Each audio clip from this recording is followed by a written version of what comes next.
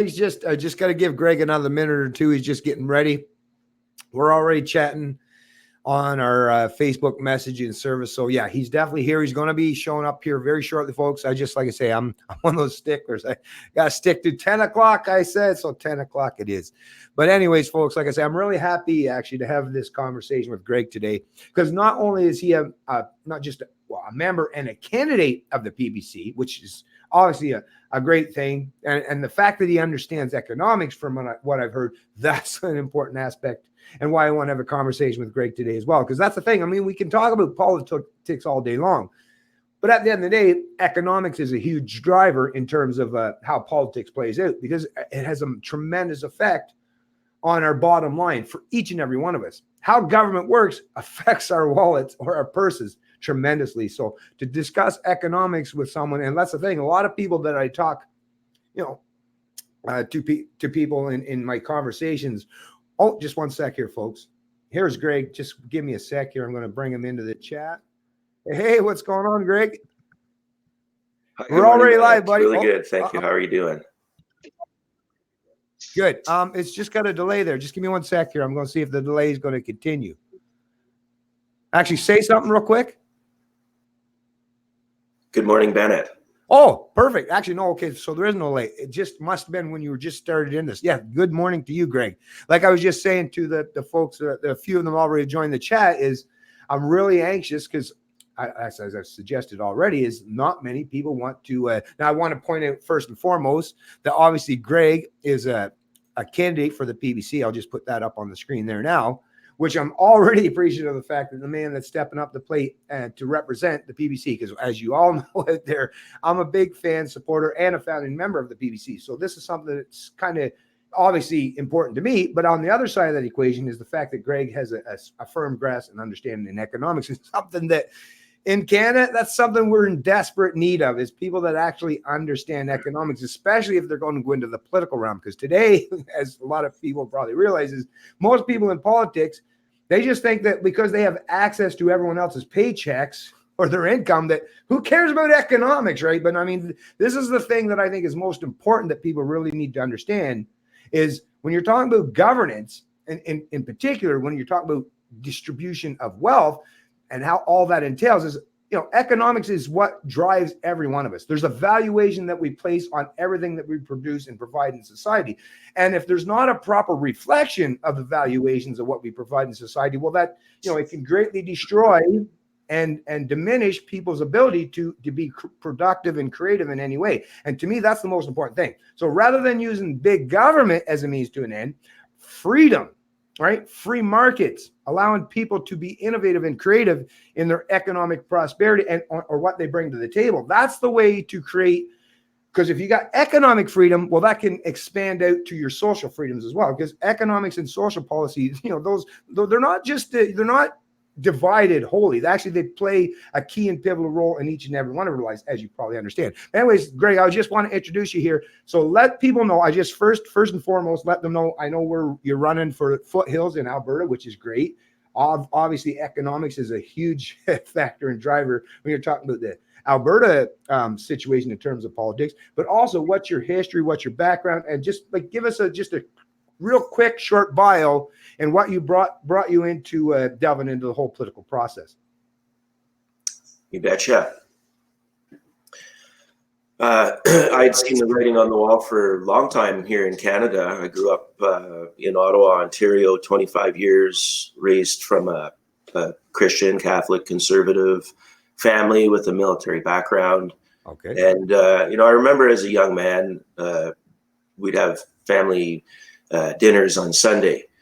Grandpa Hession fought in the war, and he would teach the grandkids and recount stories about his understanding of what it takes to grow a country and grow an economy and keep a country secure, and how to keep government small and keep government off your back and keep the big banks off of your back. And when I moved out to Alberta 20 years ago to pursue dreams of entrepreneurialism and learn about the energy sector here in Alberta, what I was seeing was that a lot of those principles were not being adhered to.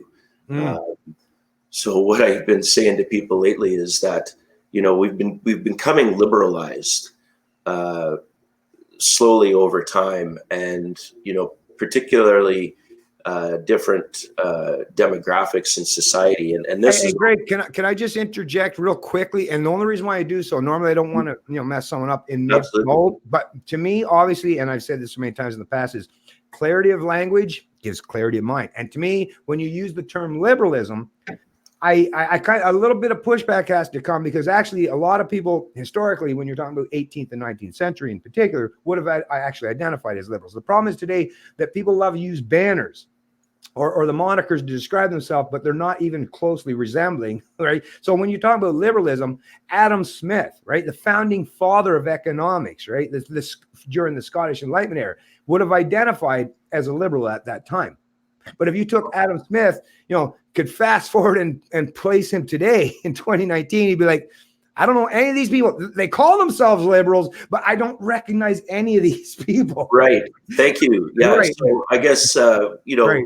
we're becoming deeply socialized Right. on the precipice of communism. Yes. Right. Exactly. Collectivism. Collectivism. Yes. That's and, 100%. So, yeah. Go ahead. Sorry. No problem. Yeah. Getting back to, just my background. So, Right. I studied civil engineering at the University of Ottawa. I'm a certified blockchain professional, Nice. recognized by the Chief Information Officers Association of Canada, and I'm a fourth-year electrical apprentice. So, I engage in a pursuit of lifelong learning to try and better myself. And I feel as though that leading by example is the best way to go about doing things. So, as an entrepreneur, I'm involved with solar energy, and I've never sold a single solar panel under the auspices that we're going to save the planet by doing so. Rather, what I've told my clients is, look, if our jurisdiction goes down the same road as, say, Ontario did starting in 2007, we could see a tripling of our power prices. And if you're sitting on money and you want to hedge against future rate hike increases, and put that money to work for you, solar is actually a pretty safe place to land money, because it's a tangible asset. Right. It's insurable, and it's the gift that keeps on giving. Once you've achieved your return on investment, say as a corporation, a 7-year return on investment because of the capital cost allowance, accelerated depreciation, or as a homeowner, you're looking at more to the 12 to 15-year horizon. It is the gift that keeps on giving, because a system will produce power for about 40 years, we'll say. Right. So it's a good place to land money. If it doesn't resonate with you as an investment proposal, then look elsewhere. But, we do have to put our money to work. Well, you can't just sit on it.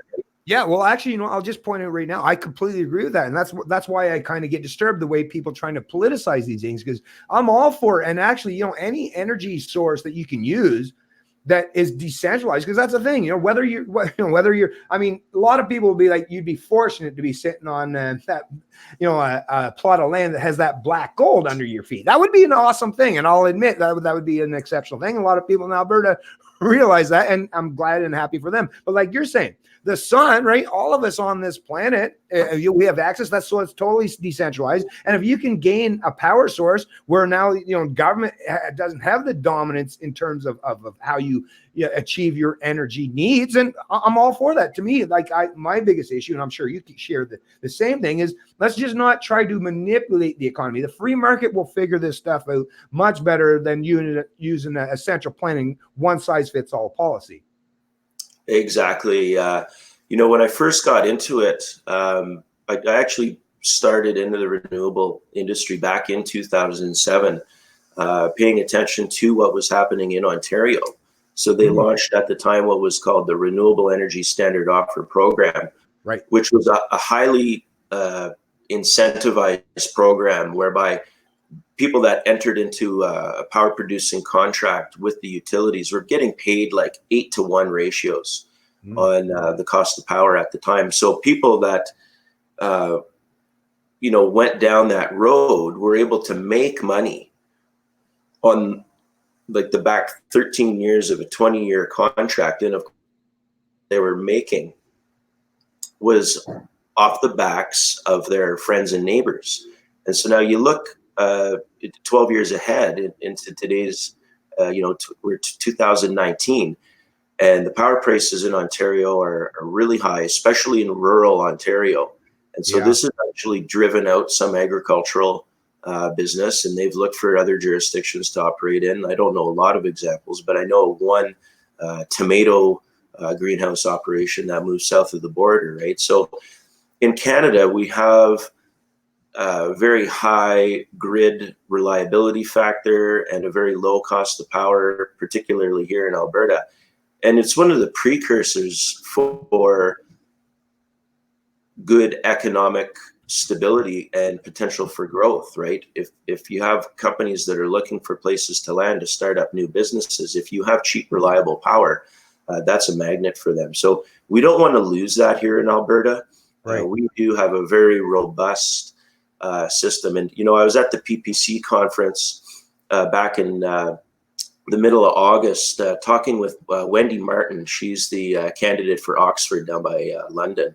Okay. And she's told me something that I just kind of was quite surprising. She said that they have rolling brownouts down there. And although I don't know the details surrounding the reason why, I would suspect that it may have something to do with Ontario's move away from conventional power generations and the integration of all these renewables, just because of how that affects grid stability, the transient nature of when the power is available from the renewables, and the lag time required to get your spinning reserves up and going.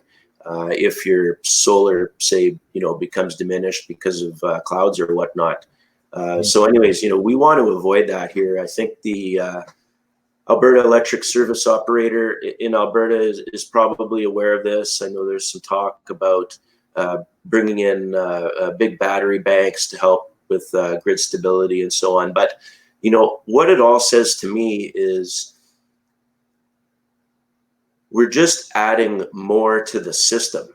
And it's not necessary because, again, the whole climate change, carbon dioxide driven narrative that's being used as a guilt and fear tactic on the people of Western nations is a huge hoax. And I'm sure you know this, Bennett. Yeah. I'm sure you've done your own research into it. And, as a solar professional for the last, we'll say 12 years, I've looked very closely at the science and listened to both sides of the story.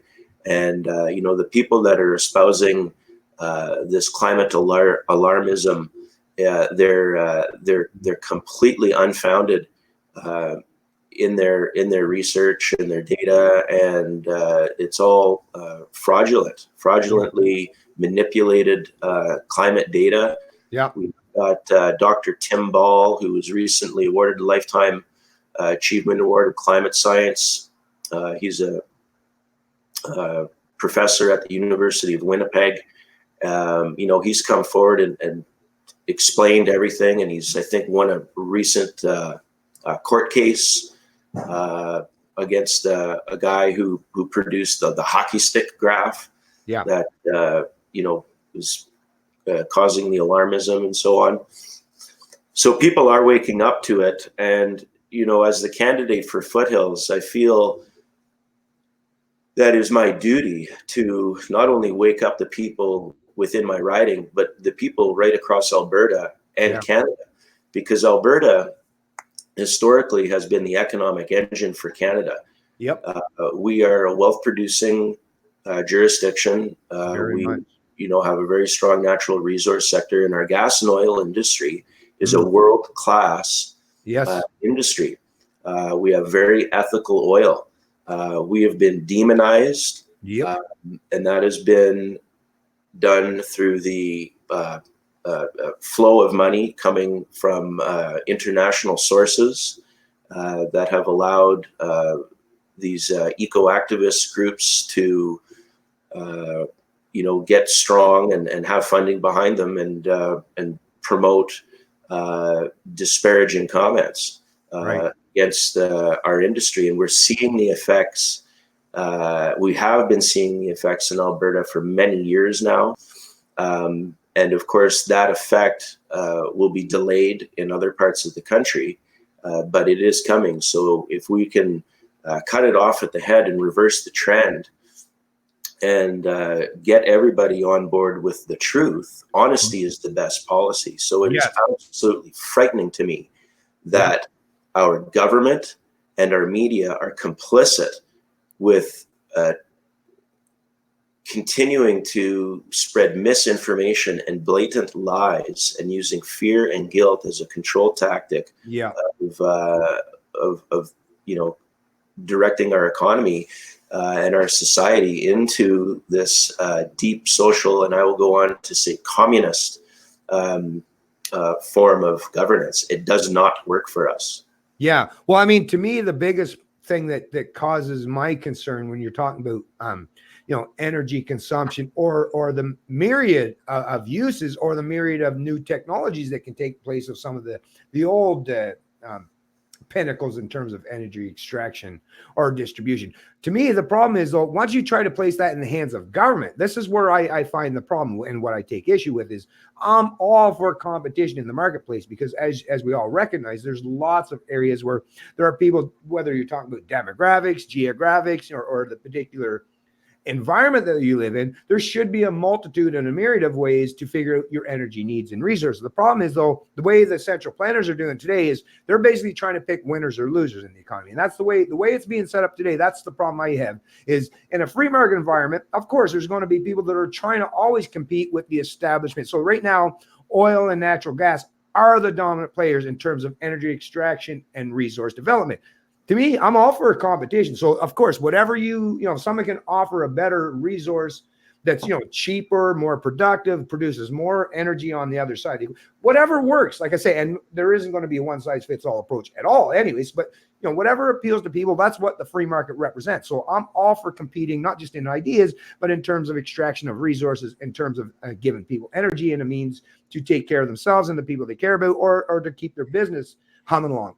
The problem is, though, now, like what you're basically alluding to, is we're trying to manipulate to the point where, and a lot of people, they think that we have to transition. Now, and I'm sure, actually, some of these people, they're not as stupid as some people suggest. Actually, we are at some point in time going to have to transition away from the resources that aren't renewable to renewable. So that's just going to be a reality of how human activity is going to unfold and the energy needs and how that plays out. But to me, the biggest thing is, if you do it through a central planning model, then the people that want to feed at the trough are the ones that are going to step up, right? And these people don't necessarily have the best interest other than their own economic bottom line. Whereas to me, if we have a free market environment, then it will allow a multitude of areas where people can go, whether you want to, support people that are trying to create more clean coal technology or oil and gas extraction or solar or wind, is everyone can figure it away. And the environment, of course, should be focused as far as making sure that we're not greatly degrading or destroying it. But at the same time, we have to have a measure and a balance effect to determine what's actually beneficial. And the only way that works is under a free market environment. When you've placed it a central planner model, or where someone gets to pick, then you'll never know how that's going to play out. It's the unknowns, right? So people would suggest today, if we just put all of our money into like one company that's, lobbying government to be the new solar representative, right? It might work out okay, but you'll never know. Actually, you'll never know how that would have played out if you don't allow the free market to actually flourish, because might be someone will come up with a better idea in the free market. But if you just focus on, using government resources or that wealth income redistribution model and just focus on saying these people are going to be the leaders in the future. Well, how many times have we seen in the past that the people that are representative of big government or cronyism have actually been proven to be failures for the most part? And it's been those private sector folks that have had to work night and day tirelessly to offer anything to compete. But every time that outsiders offer something to compete with the central planning model, you'll see where people will gravitate toward that. Why? Because in a free market environment, you're like, well, they don't have force to impose their economic modeling on me. So if I'm going to gravitate there, it's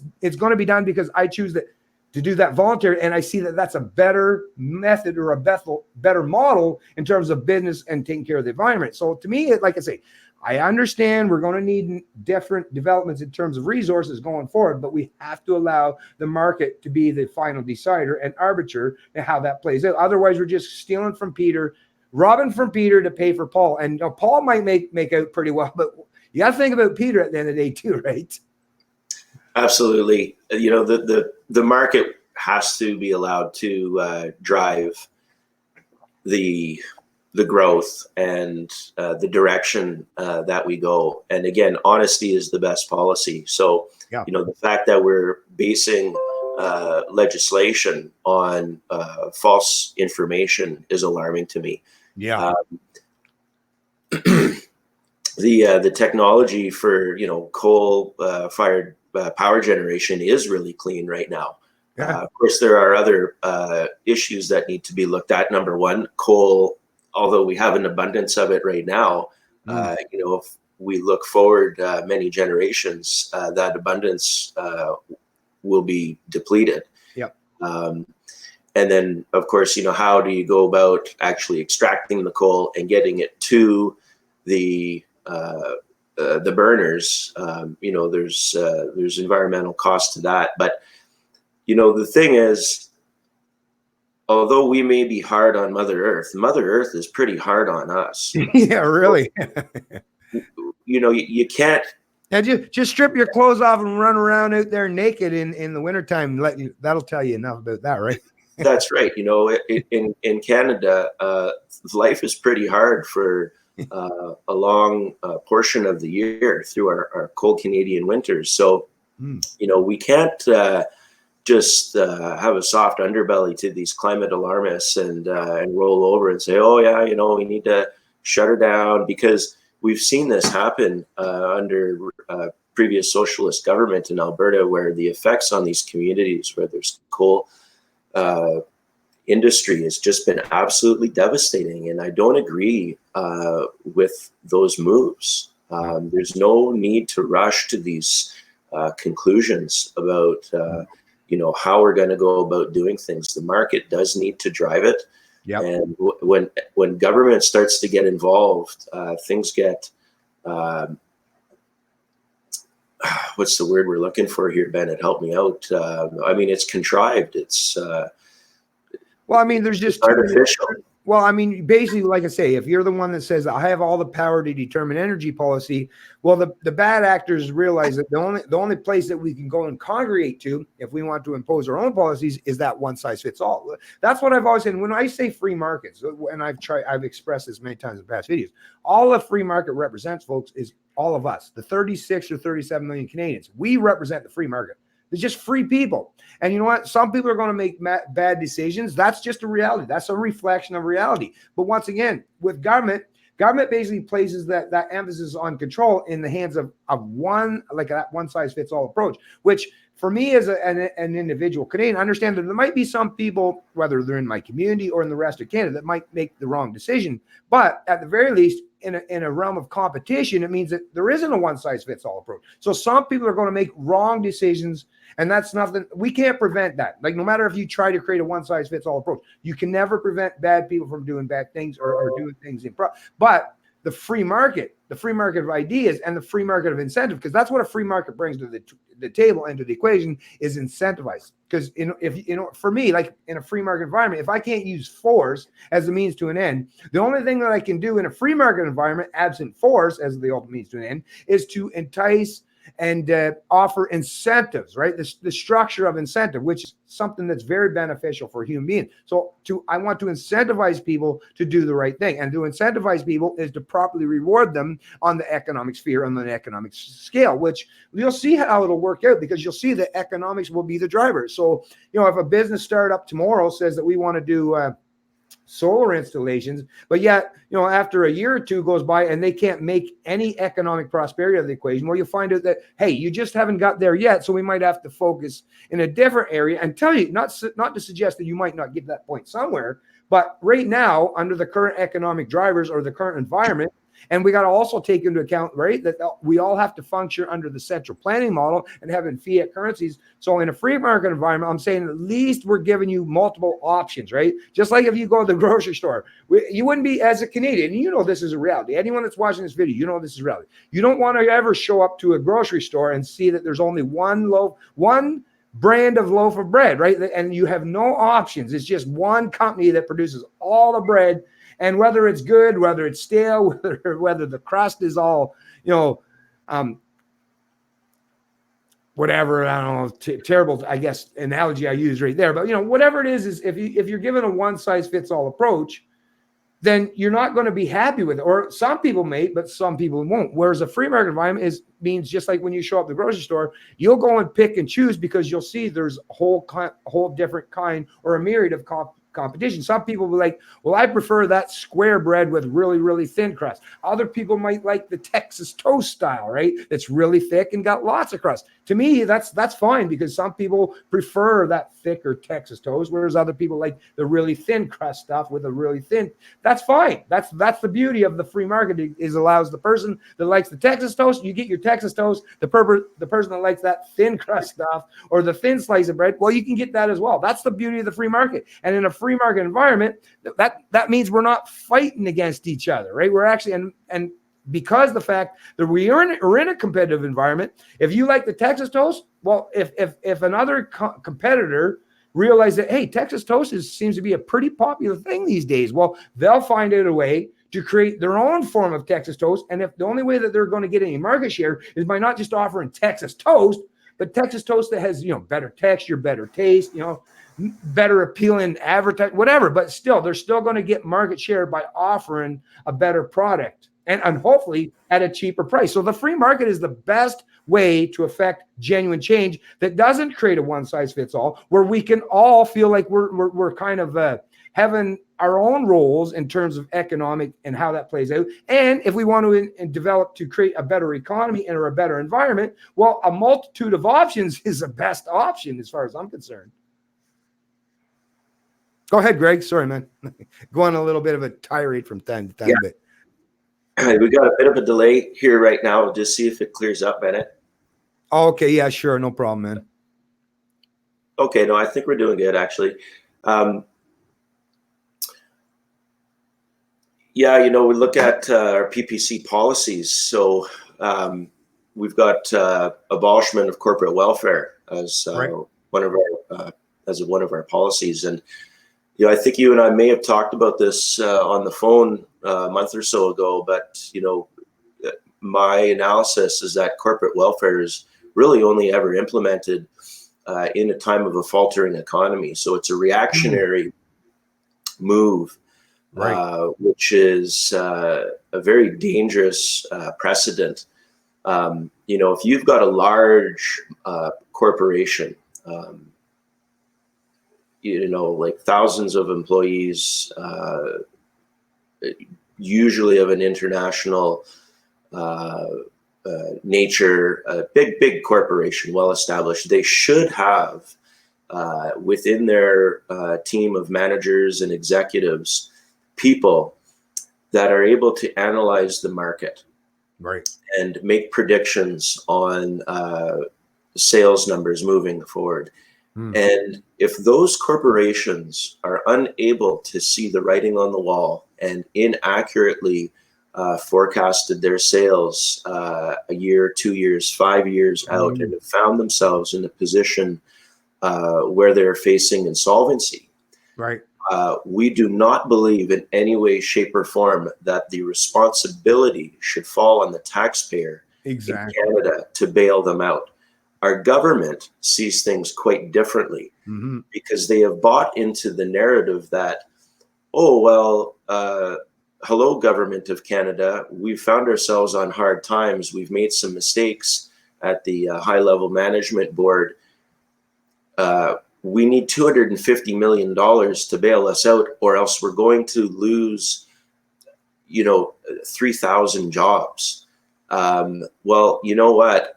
I am so sorry that happened. Why don't you go to the banks and ask for a loan? Why don't you go to your shareholders and and sell some more shares to try and raise money to get you out of this pickle.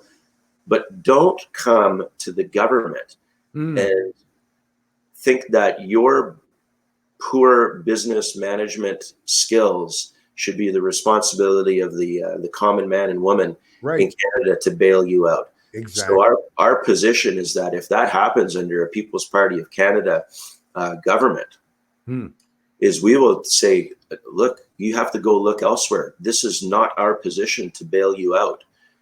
We need to allow for the natural economic cycle of growth and death of companies in Canada, because that is what is healthy.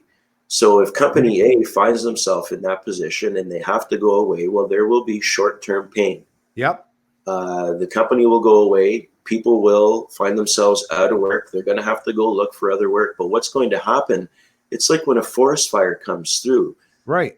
You've got a lot of deadfall in the forest. The forest is big. It's got a lot of fuel in it. When the forest fire comes through, it's going to burn it all down. Exactly. But then what happens very shortly thereafter is you start to see new growth coming up from the forest fire. Yep. And that is what happens in economics. And I know you know this, and I'm sure that a lot of people are tuned into us right now know this as well. But this is what we need to allow to happen with free market economics. If we truly want to continue to live in a free and open society in Canada, we have been going down the wrong road for a very long time. And so what the People's Party of Canada represents is a vehicle moving forward in which we can get ourselves back on the right road to economic sovereignty and economic freedom in the country, which is one of the foundational requirements for a free and open society that we cherish. Well, I'll just say, Greg, actually, and perfectly well stated, my friend, because I tell you, that's something that's very important to me, and people will understand this. Like I say, whether you want to deal with, micro or macroeconomics, or just in your own damn life, you know damn well whether it was your own internal structures in your mind in terms of your economic prosperity and how that unfolded, or even when you were raising your children. Incentive matters. And like Greg is suggesting, it might sound superficially, if that was the only thing you were looking at, is like, well, if your kids just never learned anything about being taking care of their kids or taking care of their toys or anything that you gave them, is, well, if they destroy that, well, then you have the only way to properly incentivize them going forward is not to buy them another toy and replace that for them and say, okay, you broke that one, so you just go ahead. Well, you're not incentivizing shit. Now, some people would say the free market, by having that kind of economic destruction, right, which sounds bad, but in reality, that's the proper way to incentivize good acting or good economic transactions, is destroy the ones that have been shown to be a failure. So the way to correct it is allow that. So people say, well, it's so evil to destroy these companies that, well, if they're relying on government or forced wealth and income redistribution as their means to an end, actually the best thing you can do is destroy that model. Because matter of fact, if those people care about whatever their endeavor is, so if they're a solar panel company or whatever the hell their endeavor is, or an oil and gas extraction company is, the best thing you can do to them is tell them that, this isn't working properly. So try to reinvent things and try to reconstruct things in a manner that's more suitable. And the people that will step up the plate are the ones that will be properly rewarded. And the ones that don't, well, I'm sorry. But you know what? Just like if I was raising kids, and I was alluding to here, is if I just keep handing them the new toy every time they break the old toy, well, I haven't taught them anything. And when they go outside of my home at some point in time as an adult, they're going to destroy things if that's their natural tendency. And the rest of society is going to say, well, here, I'll just provide you with something. The rest of society will teach them that, no, sorry, I'm not just going to keep handing shit over to you, hand over fist, right? So the proper incentive, that would have sent the proper message to my kid or to society, which is maybe you should do something better. Maybe you should stop repeating the same thing over and over, expecting a different result. Actually, incentive is what matters most. And the free market sends that incentive structure to every one of us. And so if they're doing the wrong thing economically, and it's been shown that it's not viable other than using wealth, because that's right now, the ones that are being determined viable that are challenging the oil and gas industries, the only reason why they're seemingly viable at this point in time is because government are stealing all the productive wealth of people in the oil and gas industry to subsidize people in other ones. Not to suggest that people in other oil or other energy extraction resources, they can't be profitable, but if you're only benefiting or being profitable because you're stealing from, the people that are productive in the oil and gas industry, well, I mean, you might get a benefit on the other side of the equation, but you've destroyed the proper incentive structure. So to me, it's not just about the end consequence or the end result. It's about the incentive structure, and the free market, like you were alluding to, creates that proper incentive structure. And there's so many geniuses, whether you're talking about in Canada or the US or the entire Western world. I don't want to, in a one-size-fits-all approach, I don't want to deny all these amazing, innovative, and creative minds do not have their ability to offer, some alternative, because the government has decided, well, we're going to pivot to this. Like I say, nothing against the green energy. Like I say, I'm a big fan, big proponent of that. Actually, I wore green not today necessarily for an energy and environment, but based because we were talking about economics was that thing. But at the end of the day, yes, whether you're talking about energy, economics, or the environment, which all have to do with green, right? Mm-hmm. I want to see people flourish. I want to see the best, not just Canada, but I want to see the best world that we can possibly develop. And like I say, the best way that can happen is give the ability for all these amazing entrepreneurs and all these amazing, and yourself, folks, it's individuals. There's no such thing as a collective mind. It's always an individual mind that comes up with an amazing idea that gets us past from the old faux pas or the failures in the past. So allow individualism, allow the free market to take flourish, or to take a principled stance and a principled position in our economy. And you'll see that actually, even though we've done a pretty good job now, even under a very restricted environment, we've seemed to have done a pretty good job. But imagine how much better that would be in a free market environment. That's the way I look at it, is we've done pretty good, considering that most of the Western world basically have one hand and one foot tied behind their back for the most part, and governments are plundering our income to the tunes of half at least. The fact that we're still this productive, right, and still this creative, that tells you that, damn, there's a lot that you can work from here. So I'm saying that, take the, release the arm and release the other leg, and see how much more productive we can truly be. Absolutely, Bennett. Anyways, I want to ask you real quick, Greg, because you started already early here, but we didn't quite get enough because we kind of went off on but I want to, like, a little bit more because to me, I really want to delve into, so what was the history, not just that brought you to politics, but because you seem to be so caring and compassionate in regards to economics. A little bit about your history, if you don't mind. Well, I mean, I guess it has a lot to do with online research and the people that I've learned from online. So guys like Stefan Molyneux, right. He speaks a lot about philosophy and economics.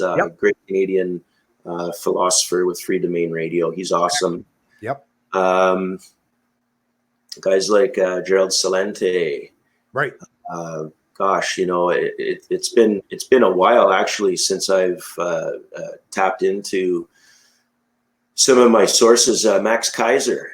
On RT America, and Stacey Herbert, they're great sources for learning about free market economics and so on. And it is really the only model that allows for a free society. Yeah. Well, have you ever heard of Peter Schiff? Oh yeah, I know Peter Schiff, absolutely. And his father, Irwin, he wrote the book, why how an economy grows and why it crashes. And Peter's great. They have a lot. Everybody's got a common vein of belief with regards to economics, but everybody also has a little bit of a slightly different idea as to what the solutions are, right? And I think really what that alludes to, Bennett, is that the solution is probably a multifaceted solution. Right? Exactly. We need to bring in all different types of ideas, because right now this model, the fiat model that we have, history has a tendency to repeat itself. Yes. And with fiat currency, when the intrinsic value of that money is really only based by decree of the bank or the government that issues it, and also the confidence of the people that are dealing with that money, it is a precarious situation when the printing of that money is just allowed to continue and to continue and continue ad infinitum. And in a response to that, government incrementally raises taxes. Tax is a tool of enslavement over the people. We have quite high tax rates here in Canada. I think it's like 47 or 48% based on your total income, what you're actually paying in taxes. And, you know, some of the governments that are running for federal leadership are suggesting an increase in taxes. I think the NDP is suggesting something like a 75% corporate tax rate. And it's so dangerous. You know, there's people in society that'll think, oh, yeah, no, the corporations, stick it to them. What they don't understand is that corporations are what provides jobs, and the corporations is what allows for economics to happen in Canada. So if you impose a 75% tax rate on corporations in Canada, what will happen is you will decimate the economy so quickly. We've already seen the flight of capital out of Canada happening at an alarming rate. Just again in the news yesterday, there was another gas and oil outfit. They have the name 9 in their company name. They've had to pack up shop and find new jurisdiction to operate in. So you see the flight of capital happen when government imposes heavy regulations for environment under the auspices of environmental protection and under the auspices of human-driven climate change. And if it continues and you collapse the economy altogether, Canada will be Venezuela in no time. So Venezuela, over the course of just under 30 years, went from the second largest nation in the world to a country where the government is massacring their own people. Right. Now, of course, the reaction from a lot of people that don't understand economics that are listening to this broadcast will say, well, that can never happen in Canada. Well, you know what? The people in Venezuela said the same thing. Oh, it'll never happen. And you need to understand history and how socialist communism incrementally creeps up on society. You have people that live blissfully ignorant lives that vote for certain things that they think is good in terms of equality. And collectivism. It sounds like a great thing on the surface, but time and time again over the course of history, these are the tactics that are used by government to dupe people into voting towards that model. And it doesn't work. It never has worked. It won't work in the future. So we need to take back our country from the radicals who have infiltrated government and revert back to the model of freedom. Yeah. Well, the modern failures of those who've been the leaders of the West have actually greatly caused, matter of fact, they don't realize it because they're ineptness and they function in the wrong kind of structure, but they've actually incentivized our opponents, right? And actually, these are the people that, just like, the guy that's going to bomb, right? If you're just the pilot that's sitting in the jet that's bombing in Afghanistan, right? You're just carrying out your task, your duty, because someone told you to do so. But the incentive structure for the people that are in their country of origin or that feel that they're defending themselves against foreign aggressors, the incentive is much stronger. Just like today, because the West is no longer doing things under the proper free market structure where proper incentives were handed out. Now, because the rest of the people around the world that realize, they're just playing the scheme and the fact that they've had the U.S. as the world reserve currency for such a long time, and Nixon severed the gold backing in terms of Western currencies, and now we are functioning on a fully economic fiat-driven environment. Well, now all these dipshits from all around the world is like, well, we'll just create our own. We'll create a better mousetrap than someone else, and that now you've incentivized nothing but evil or bad deeds. And that will take place, and you'll see that today. Well, even a lot of the blockchain technologies is by sheer fact, whether they're doing it for evil purposes or just to get out from underneath the kind of top-down authoritarian structures. Now you're incentivizing people that are disruptors to the status quo. And you might not like it currently, but that's what's going to happen. And some people are going to step up the plate to do things for reasons that are good, that are moral. And some people are going to step up the plate, do it for their own nefarious reasons. So to me, because we've disincentivized proper economic modeling in the West, now we've destroyed us in our competitive ventures and being able to be so dominant, right? The reason why the West was usually so dominant in terms of economics is because it played out properly and you incentivized people, right? Or invested in people or invested in countries and you create that proper incentive structure. But now because it's basically like just, hey, that's who can, like, well, look at ECB, look at Mario Draghi. What did he say the other day?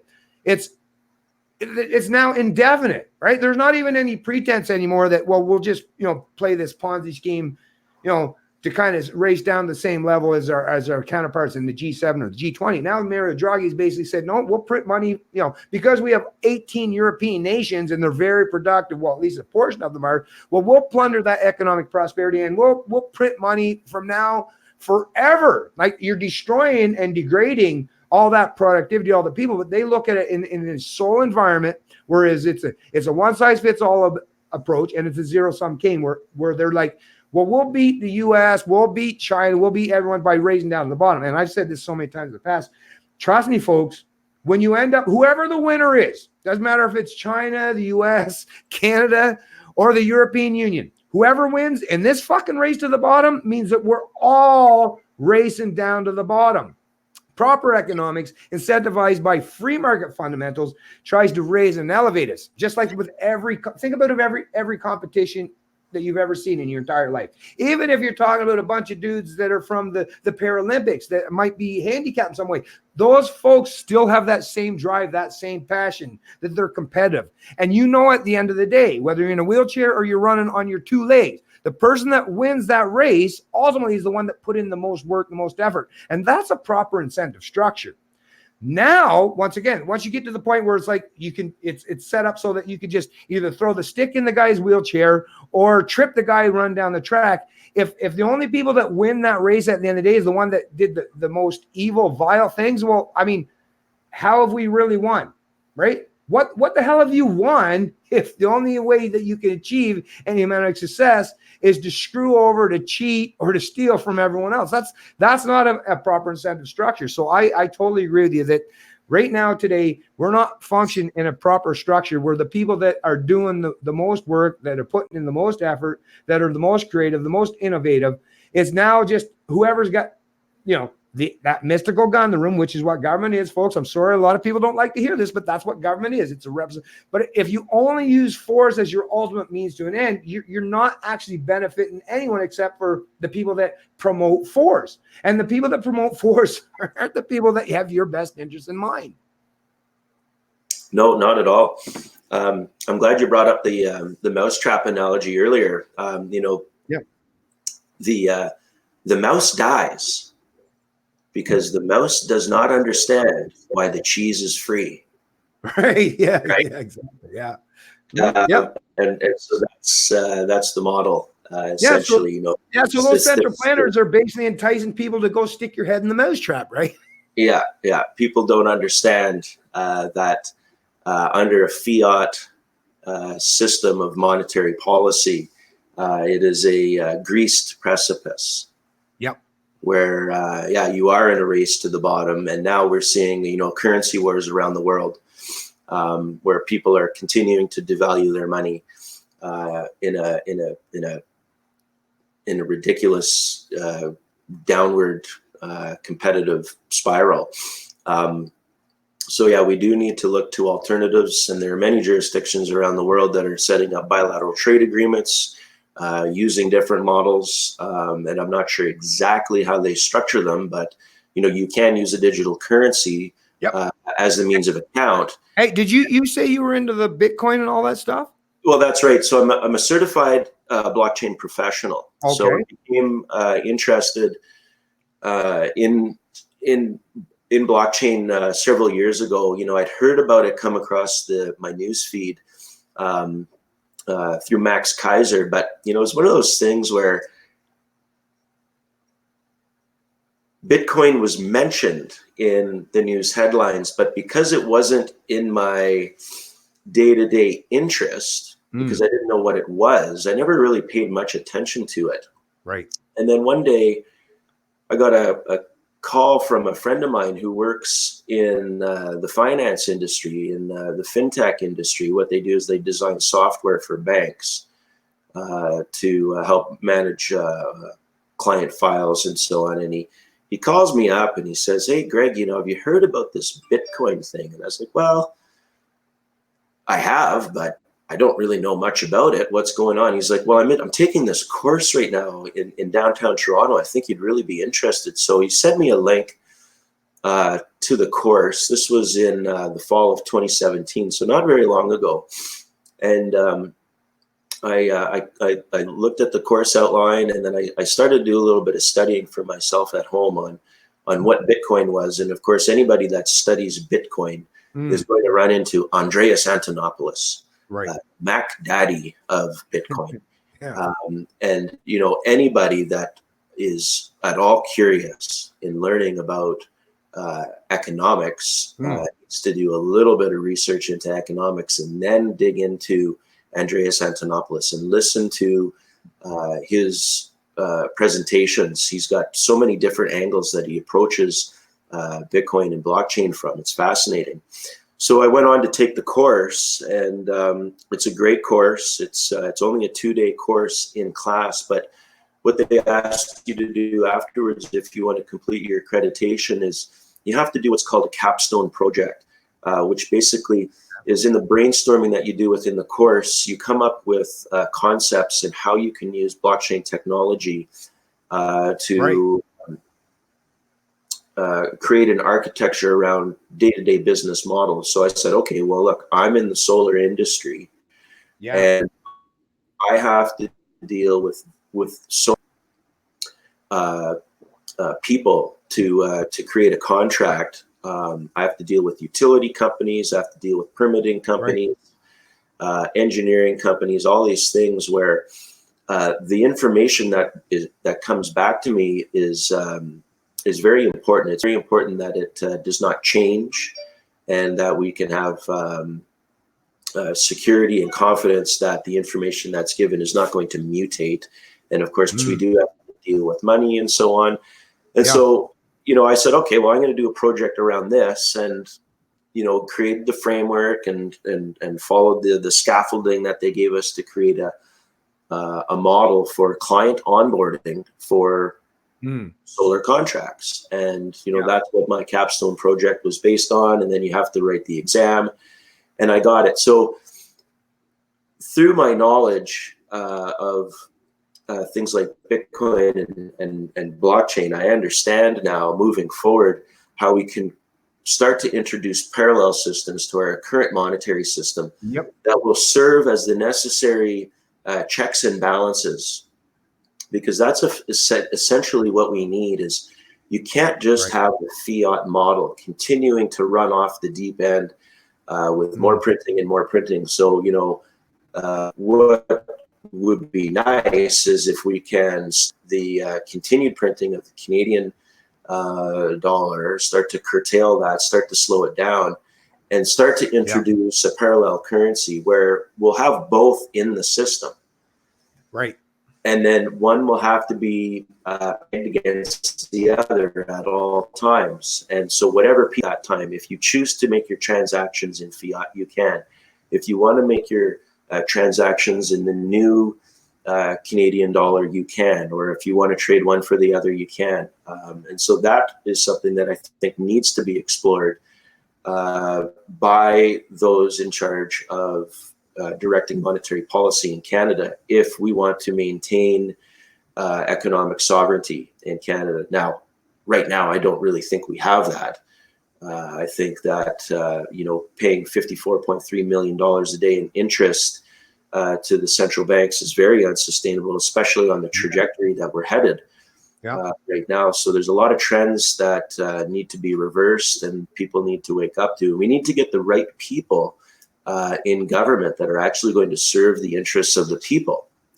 So you mentioned Nixon back in the U.S., and I think his moves were back in around 74. Does that sound right to you?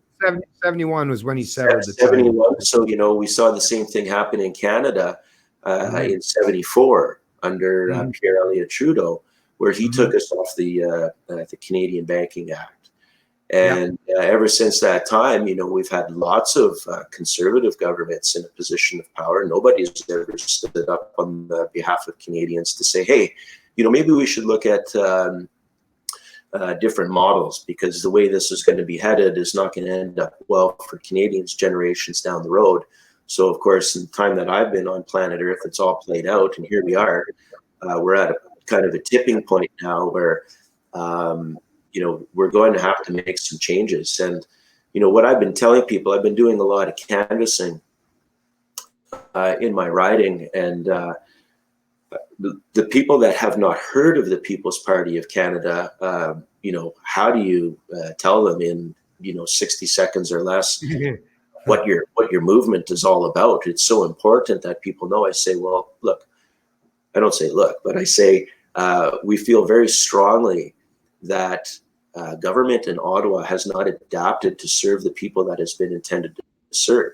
Rather, it is adapted to enrich and empower itself and those that operate within it.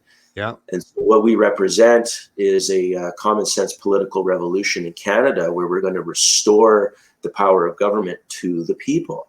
Right. We are a populist movement. The populist movement is not a dirty word. No. And, guys like Justin Trudeau seem to take offense to the term. And of course he does, because he's not representative of the populace, right? He's the elite. That's why. Well, he is totally an elitist. I've watched the things that he says about the Canadian people, and it's so upsetting to me and many other people. The fact that, it is a mockery of our intelligence. It is a slap in the face of the dignity of all Canadians, whether you have voted Liberal or Conservative, NDP or Green. The words that he says towards Canadians is absolutely offensive. Yeah. And it is absolutely appalling that he is the Prime Minister of Canada. And further to that, I read an article in the National Post probably about 10 days ago now. John Ivison wrote an article entitled something along the lines of the disintegration of democracy in Canada, where in the article, he highlights what many people now understand, is that we actually do not live in a democracy in Canada. What you see go on in the House of Commons is political theater. Yep. All power of decision in Canada has been concentrated into the Prime Minister's office. Very small group of people. Office is under heavy influence from international and foreign influences, namely the United Nations. Yeah.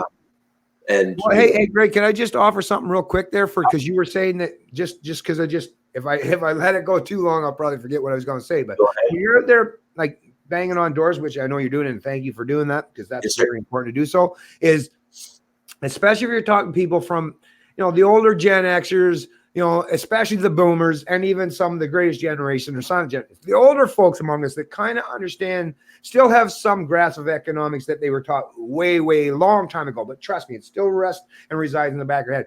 The best way, even though it's really hard, like you were saying, like in 60 seconds or a couple minutes, really hard to explain things to people. But what I found that's been an effective way for me, at least to get the old brain starting to humming and spinning, so they're thinking about these issues, is just bring this up to them, because I guarantee this will resonate with them, and they'll like, even when they're closing the door, like, hey, thanks for giving me something to think about. There is bring out the fact to say, when you're talking about economics and fiat currency, like I say, if people don't understand macroeconomics and monetary policy, it's like you're speaking a different language. But trust me, if you talk to people, like I say, that are at least Gen X and older, and say, hey, listen, tell you the truth, today, I'm not a fan of minimum wages or how the government has greatly devalued or depreciated our purchasing power of our currency, and tell them, say, matter of fact, today, what I do is, now I don't know how you want to do this for yourself. So just take what I'm saying and kind of make your own way you're going to deal with people. But in my work environment, what I like to do to get people thinking about things is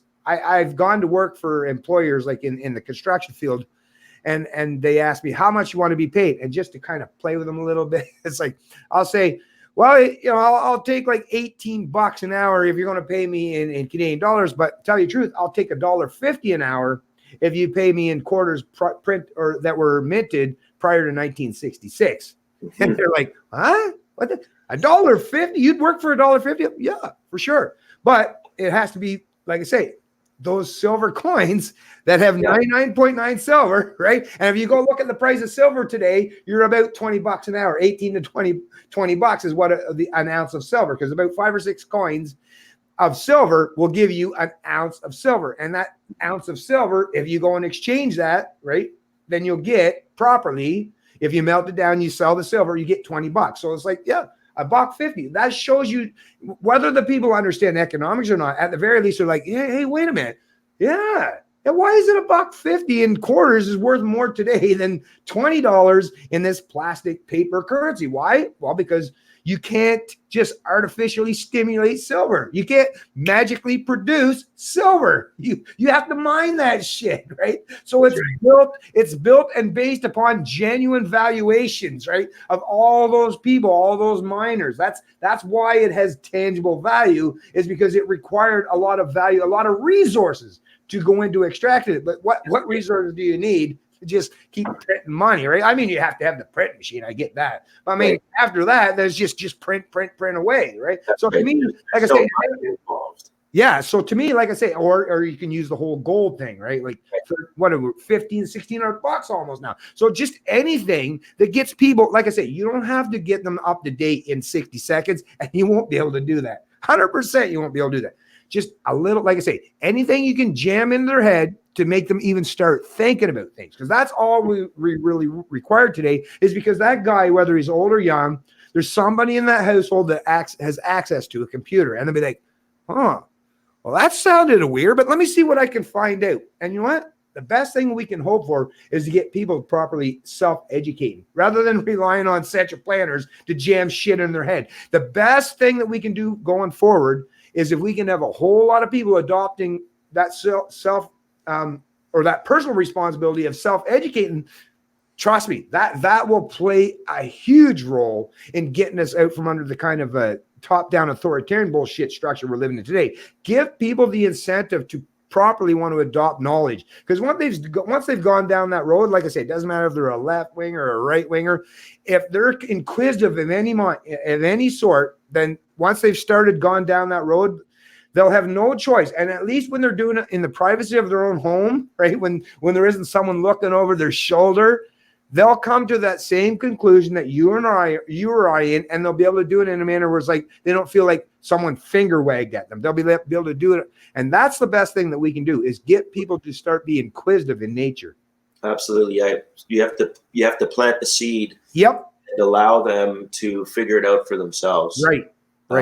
You're not going to be able to actually teach them. You can explain it to them once and kind of get them on the path, but they do have to go out and really kind of form their own thoughts around that. And once people see it, it cannot be unseen. No, there are a great deal of people that are right on board, and it's so comforting when you show up at a door and they're like, "Oh yeah, no, don't worry, I'm already voting for you." It's like, okay, nice. Great.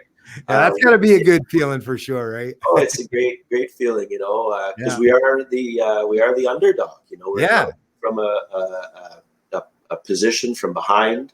We're disadvantaged in many ways, but we do have some distinct advantages.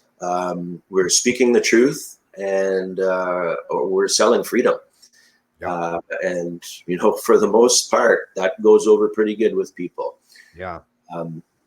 Well, I mean, just look at how popular Jordan Peterson is. If you question that, there's a lot of Canadians that are really they're desperate for some people that are telling them to be personally responsible and accountable. Because I mean, the fact that someone a professor from University of Toronto, right, that can go around and be treated like a rock star, well, that tells you, there's obviously an environment where people are starving for some semblance of personal responsibility. And why that is because, yes, people have been told for generations. I know this based on my own experiences. People have been told, no, don't worry about being irresponsible. Just vote for someone in government that's going to take care of you. Right? Don't worry, man. You don't have to be responsible, or ladies, whatever. No, don't worry. Just vote for someone and they'll take care of you from cradle to grave. Like that. And once again, after a few generations of that, I'm seeing that the people are like, any sniff, any sense of personal responsibility, like, yeah, I like that. Well, I mean, the good people. There's always going to be bad people. Like, fuck that personal responsibility stuff. I don't like that. Let someone else take care of me, right?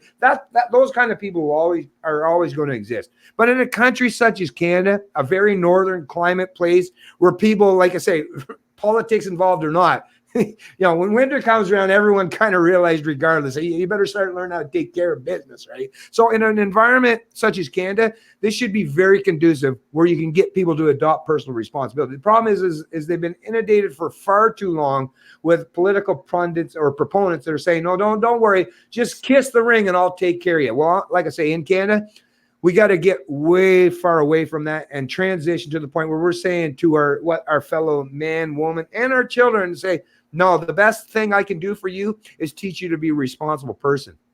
Absolutely. And, there will always be a portion of society that will not be able to take care of themselves through whatever disadvantaged situation they find themselves in.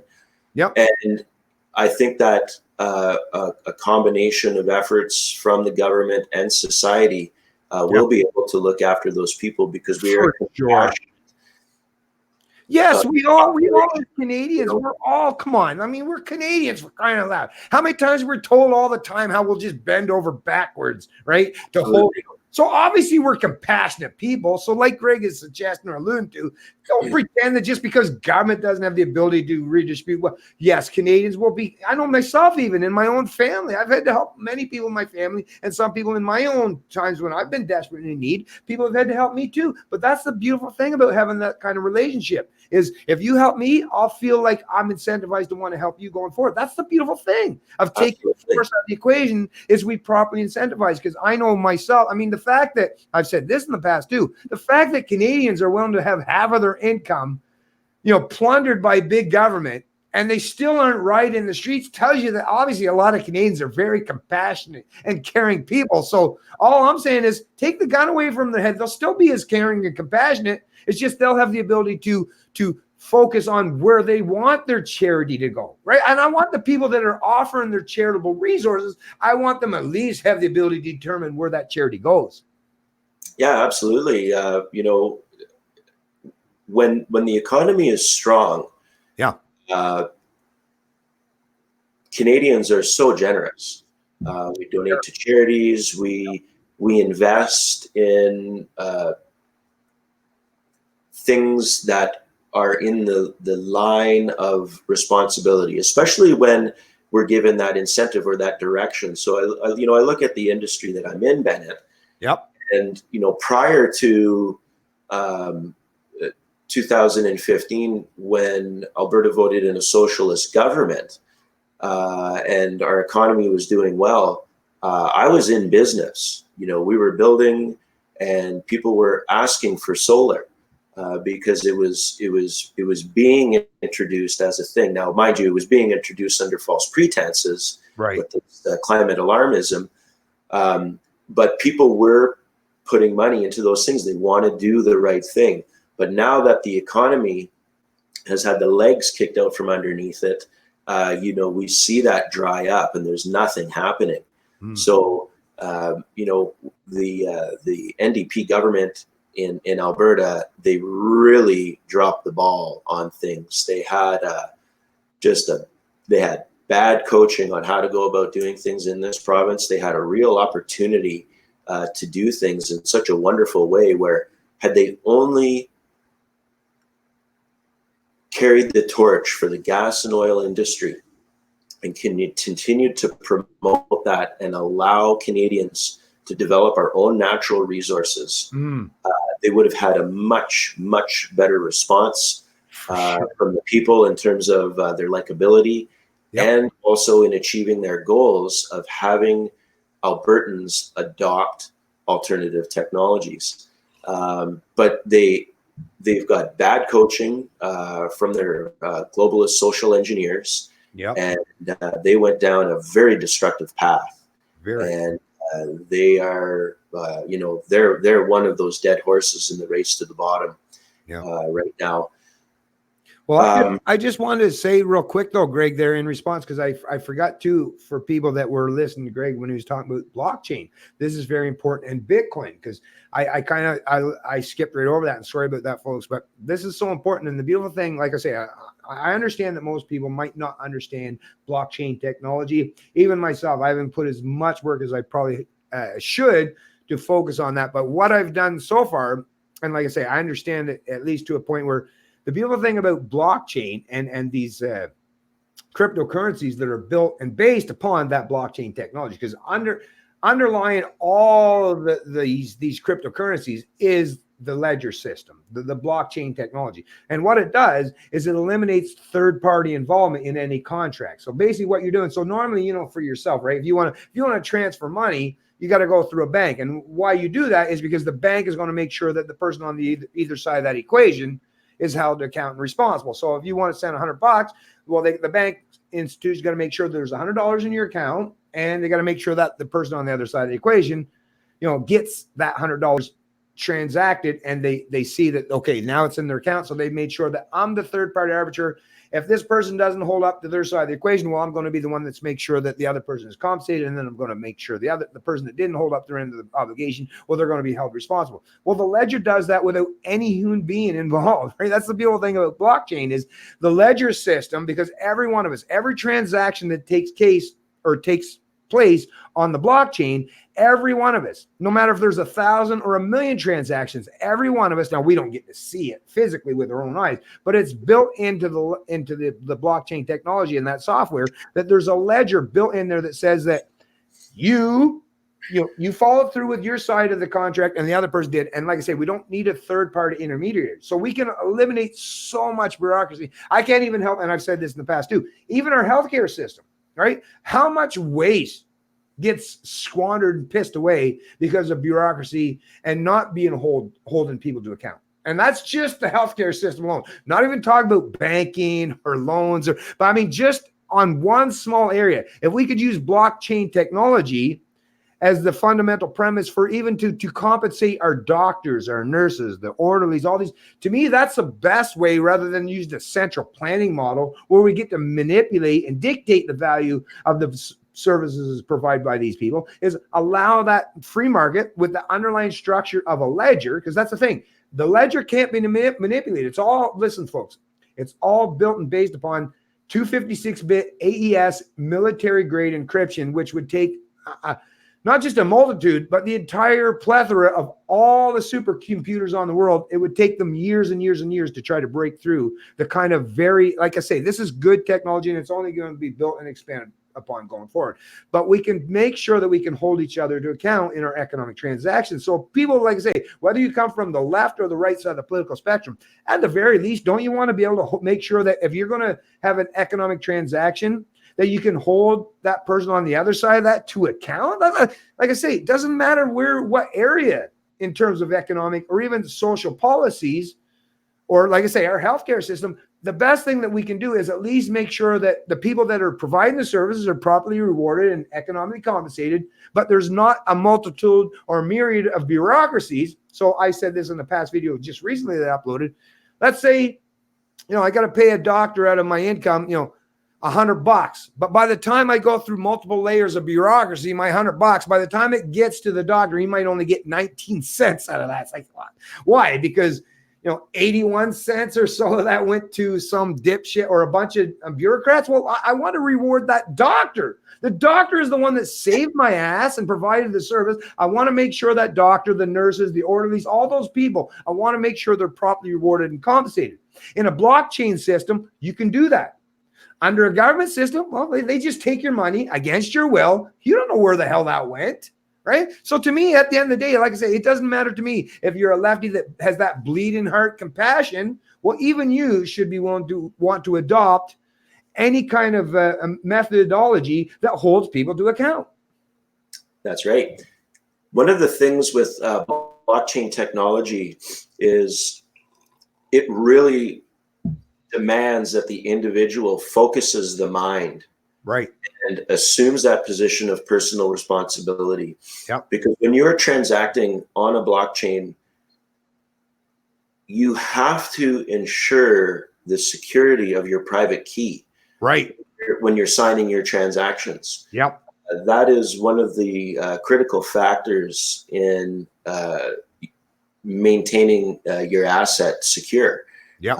Everything else is automatic, right? So you have to be very careful about it. So, to contrast that with the institutionalized banking system, if you accidentally leave your bank account open on your computer and somebody gets access to it and takes money out of your account, the bank has the ability to reverse that transaction. Yep. And track down the perpetrators. But with a blockchain, you are totally responsible for the security of those assets. Yep. So it is a big departure for a lot of people that haven't previously had that mindset of personal responsibility and accountability and taking control of their own economic sovereignty, if you will, right? Yep. Now, I'm sure that with continued development of blockchain technology, and of course the innovation in that industry is exploding right now, because it is the state-of-the-art technology that is not being widely reported on because it represents such a threat to so many industries. Right. The disruptive nature of blockchain technology is orders of magnitude higher than any other technological disruption that we've ever seen, because we're going to have the ability to disintermediate banking transactions, to disintermediate the custodial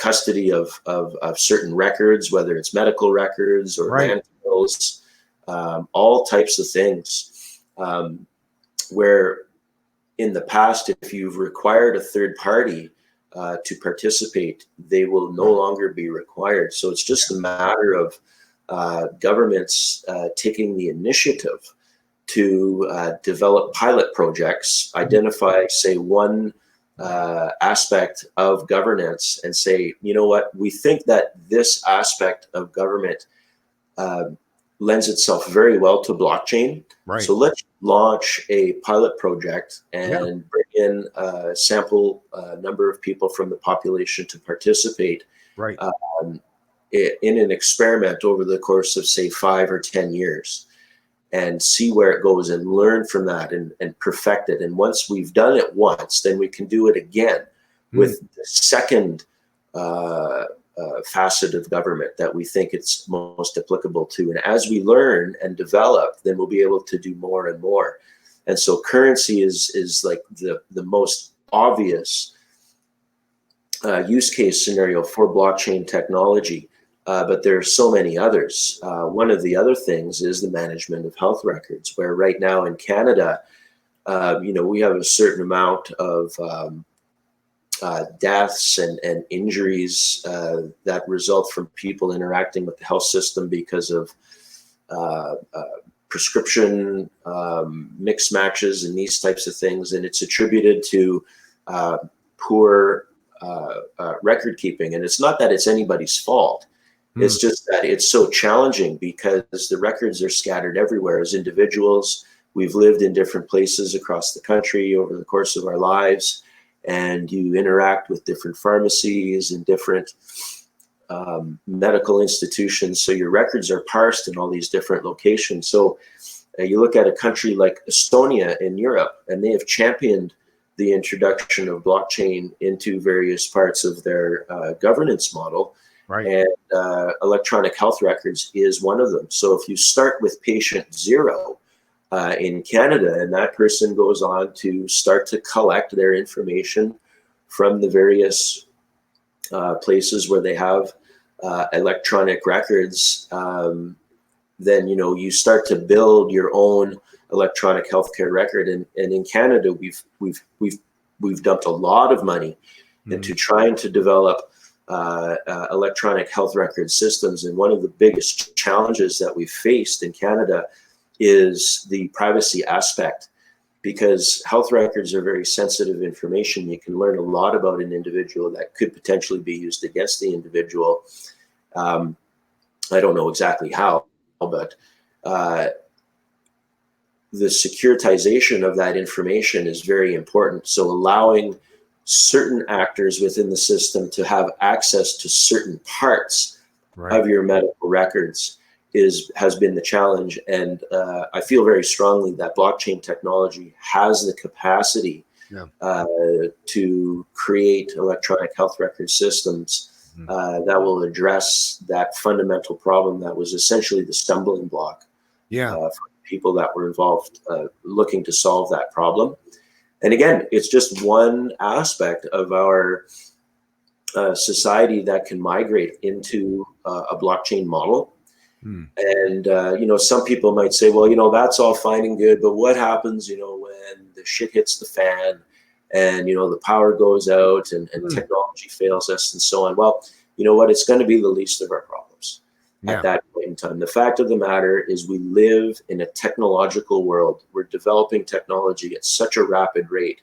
Many of those technologies are liberating technologies for humanity. Right. And until we get the right people in positions of power in developed nations that allow for the proliferation of these liberating technologies, we will continue to have the boot put on the throat of our freedom and our economy.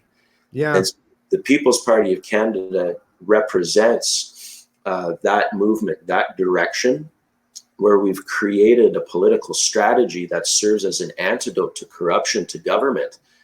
And the policies that we've proposed will serve as a scaffolding around which we can construct the future of Canada.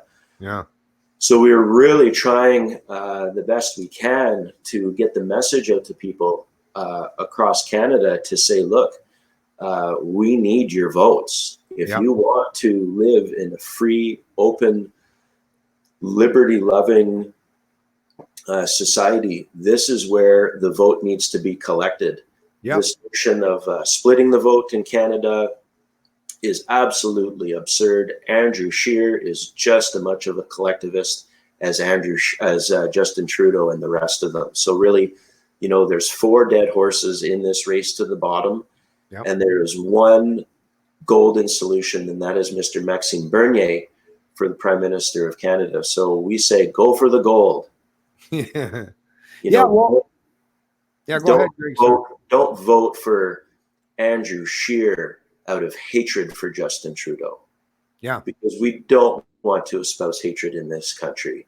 As much of a incompetent, reckless Prime Minister he has been, you need to cast hatred aside. Don't vote for Andrew Scheer out of fear that Justin Trudeau is going to gain another 4 years in office, because it's such a highly unlikely scenario at this time.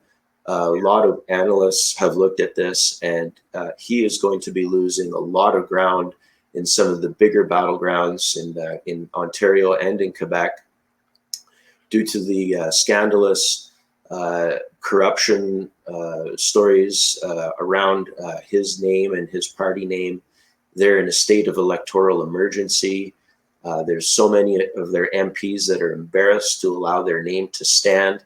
And you have to ask yourself, if that is what's happening at the party level, can you extrapolate that into what is happening at the electorate level?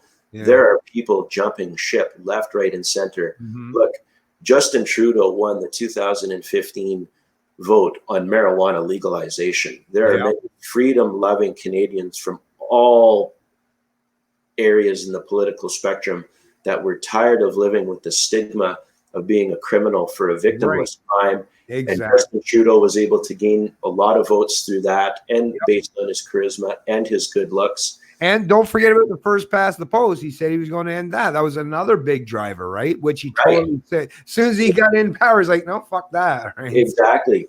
And so, he pulled votes from all parties. He pulled votes from Conservatives, NDP, Greens, you name it.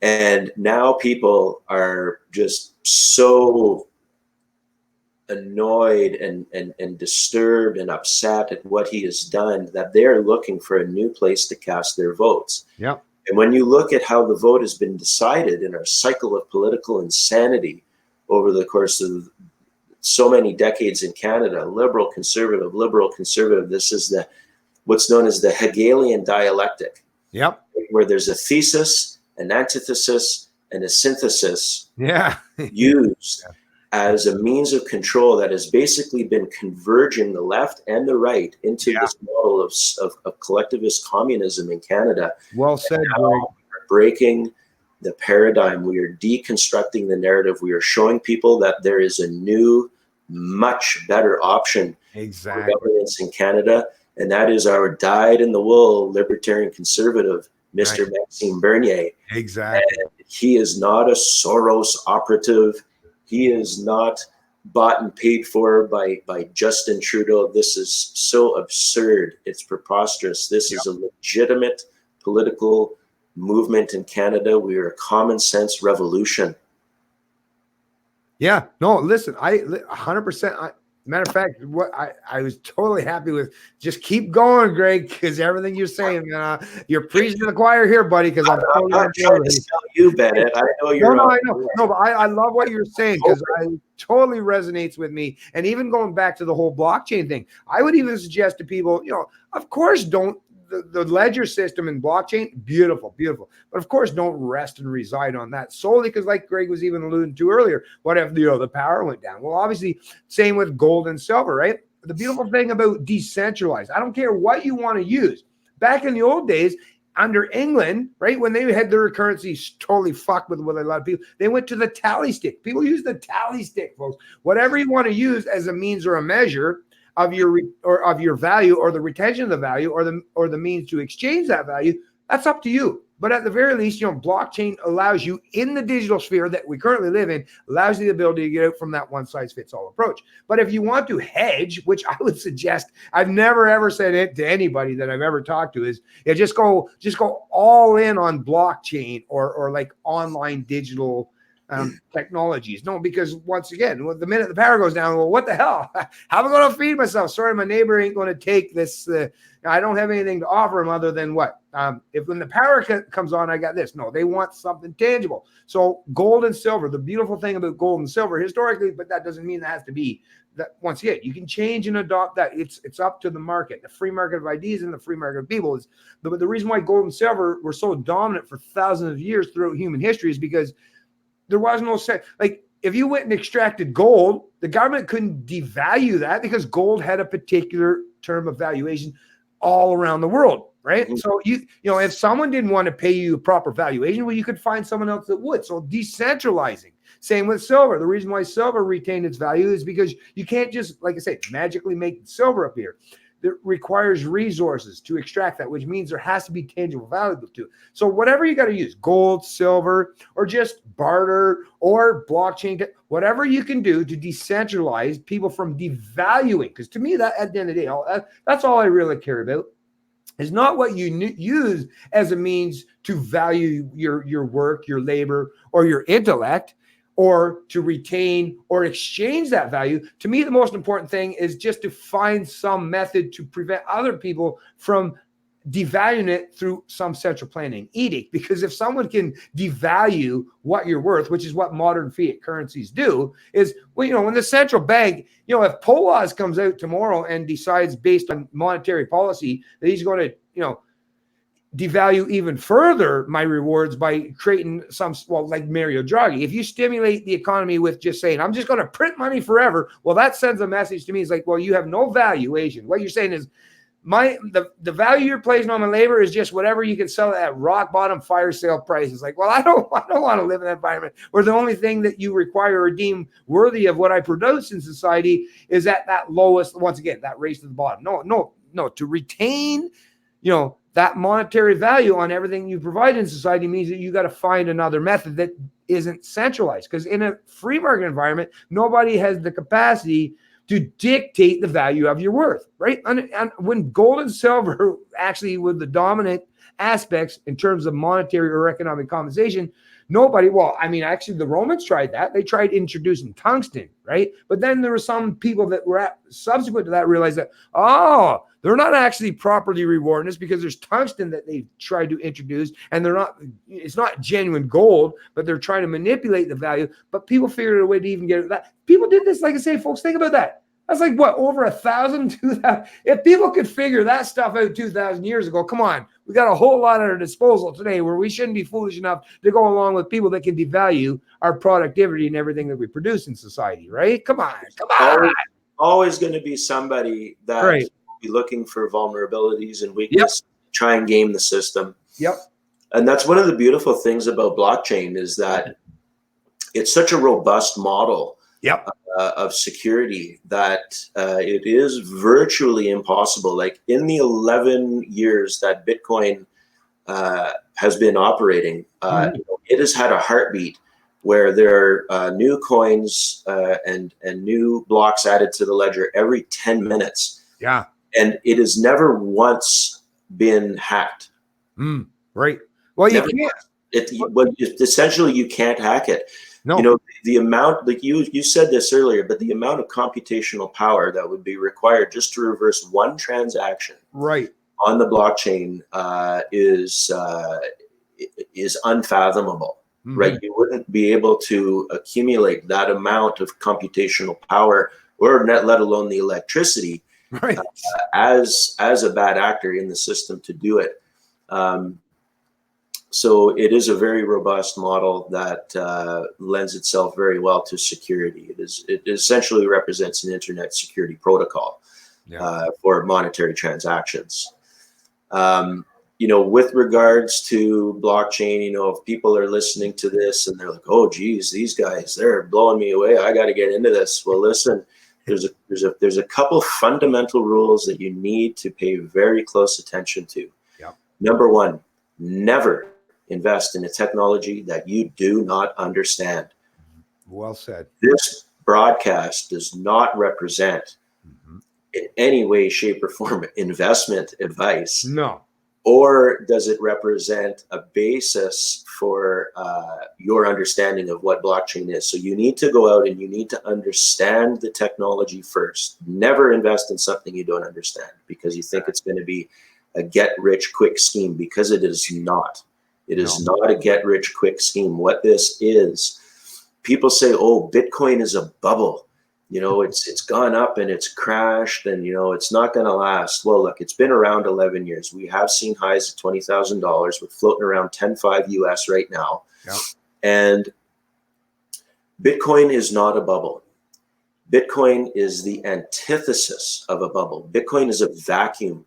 Bitcoin is a place where fiat can run to act, as I said earlier, that check and balance to fiat, right? And so as people lose confidence in fiat and want to migrate funds into another area, the Bitcoin allows for that to happen in in such a beautiful way because it possesses all the attributes required for currency. So the other thing is, if you do understand what the technology is all about and you're ready to make an investment into it, you never invest more than you are willing to lose. Right. Because we don't know what's happening with it. Yeah. Right? We don't know what the big banks are doing. Are they accumulating massive amounts of Bitcoin and then destroying the private keys? Yeah. And what we're seeing on places like CoinMarketCap is not a true representation of what is in fact in circulation. I don't think that's the case. Yeah. Even if they are destroying Bitcoin, you know, Bitcoin is denominated to 8 decimal points. So even if they destroyed 90% of the Bitcoin, it's still denominated to 8 decimal points. So you can still transact with it. And that's all that matters. Yeah. It doesn't matter if you own 1 Bitcoin or half a Bitcoin or, you know, 10,000 Satoshis. Look, and a Satoshi, for people that don't understand, is the base unit of a Bitcoin, named after the pseudonymous creator, Satoshi Nakamoto. So, like, you know, 0.701 is a Satoshi, right? Yep. If you have units of account and you wanting to create a microeconomy in the region that you live in, say, based on exchange of labor between friends or something, you can just trade whatever digital currency you want and escape the paradigm altogether. Yep. Right.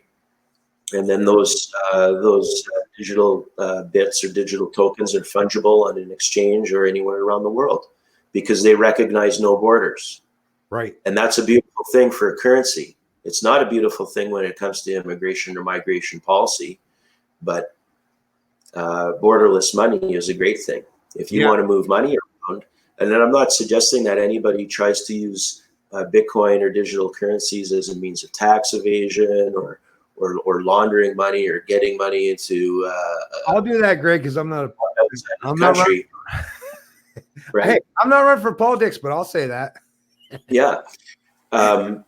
So yeah, if you're going to, that's the other thing I should mention too, is if you're going to make investments in digital currency, you're going to have to work with an exchange here in Canada. You're going to have to go through all the know your client and anti-money laundering checks. And you want to make sure that you understand some of the taxation and accounting rules and regulation around it, because it all needs to be done above board. Currently, right now in Canada, it is legal to purchase and own digital currencies. And we don't want to tarnish that by, having people try and use it for nefarious purposes and so on. And, it's funny, people that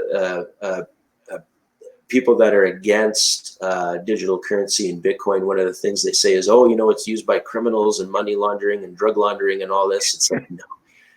Yeah, so is the Canadian dollar and the criminals. So is the Canadian dollar. And but the difference is most of the criminals that use the Canadian dollar, they walk around with $5,000 pinstripe suits.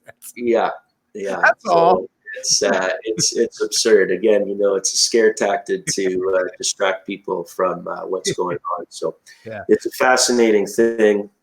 Well, listen, I just want to say real quick though, Greg, just for the people that are in the chat and anyone that's going to be watching this video subsequently.